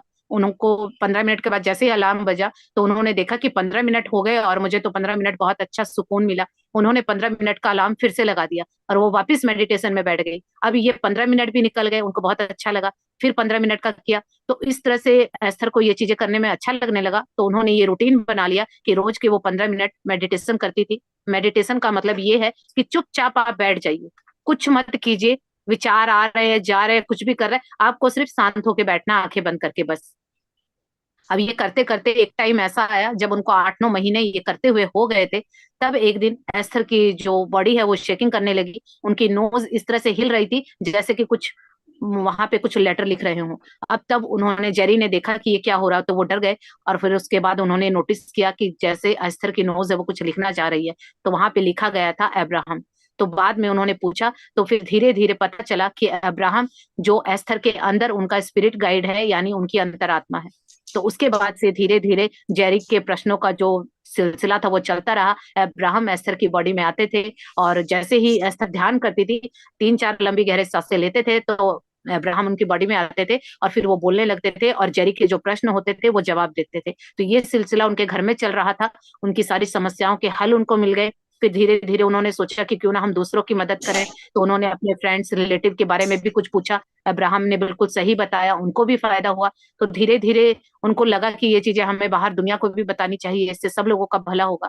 और फिर धीरे धीरे करते करते ये चीजें उन्होंने बाहर सबको बताई। तो अभी चैनल पे आप देखेंगे कि एस्थर अभी भी हैं, जेरी अभी यहाँ इस दुनिया में नहीं है, पर एस्थर अभी भी हैं, अभी भी उनके शो चलते हैं, उनकी बॉडी में अब्राहम आते हैं, लोग उनसे पूछते हैं, उनकी टीचिंग लेते हैं। तो वो सारी चीजें आप देख सकते हैं। यही वो बुक है कि जेरी कुछ पूछते हैं और अब्राहम आंसर दे रहे होते हैं, और वो चैनल यानी माध्यम एस्थर बनती है। तो एस्थर को कुछ नहीं पता होता उस टाइम अब्राहम बोल रहे होते हैं। तो वो अभी आई भी होप आप लोग नहीं मतलब अभी नहीं क्वेश्चन दिया, क्लियर हो गया। पूछते हैं? अभी भी मतलब लोग उनको थोड़ा सा क्वेश्चन पूछते हैं तो उनके मतलब वो स्पिरिट गाइड करता है उनको? अभी भी हाँ आज भी जी, चल रहा है? हाँ जी, आप यूट्यूब पे वीडियोस देखिए होता है, लेकिन उसमें ऐसे होता है ना, उनका शो चलता है, जैसे कितने सारे लोग जाते हैं उनके शो में, और उसके बाद वो सभी, जैसे मान लीजिए जितने भी 100 लोग गए तो वो अपने नाम की चिट डालते हैं। अब उस चिट में जो आएगा ना वो जाके स्टेज पे बैठता है, और वो जो भी क्वेश्चन करेगा उसका जवाब अस्थर देते हैं। अच्छा, ओके मैम, ओके, बहुत ही मैजिकल स्टोरी है, थैंक यू सो मच, बहुत ही मैजिकल है। Okay, thank you. शुरू में तो मुझे समझ भी थैंक नहीं यू आता, सो मुझे मच। भी डर लगता था, हाँ लेकिन मैंने ये बुक 2-3 बार पढ़ी, तब जाके थोड़ा मेरा दिमाग कन्विंस हुआ। स्टार्टिंग में तो मुझे भी लगता था ये सब क्या है, तो लेकिन अब बहुत इंटरेस्टिंग हाँ, लगता है, क्योंकि अब हम भी इस जर्नी का हिस्सा हो गए हैं, इसलिए। बहुत ही इंटरेस्टिंग है, हाँ मतलब हाँ, थैंक यू सो मच चलिए, मैम। थैंक यू जी। हाँ जी, हर्षला थैंक यू जी, मैम, अनम्यूट थैंक कीजिए अपने आप को।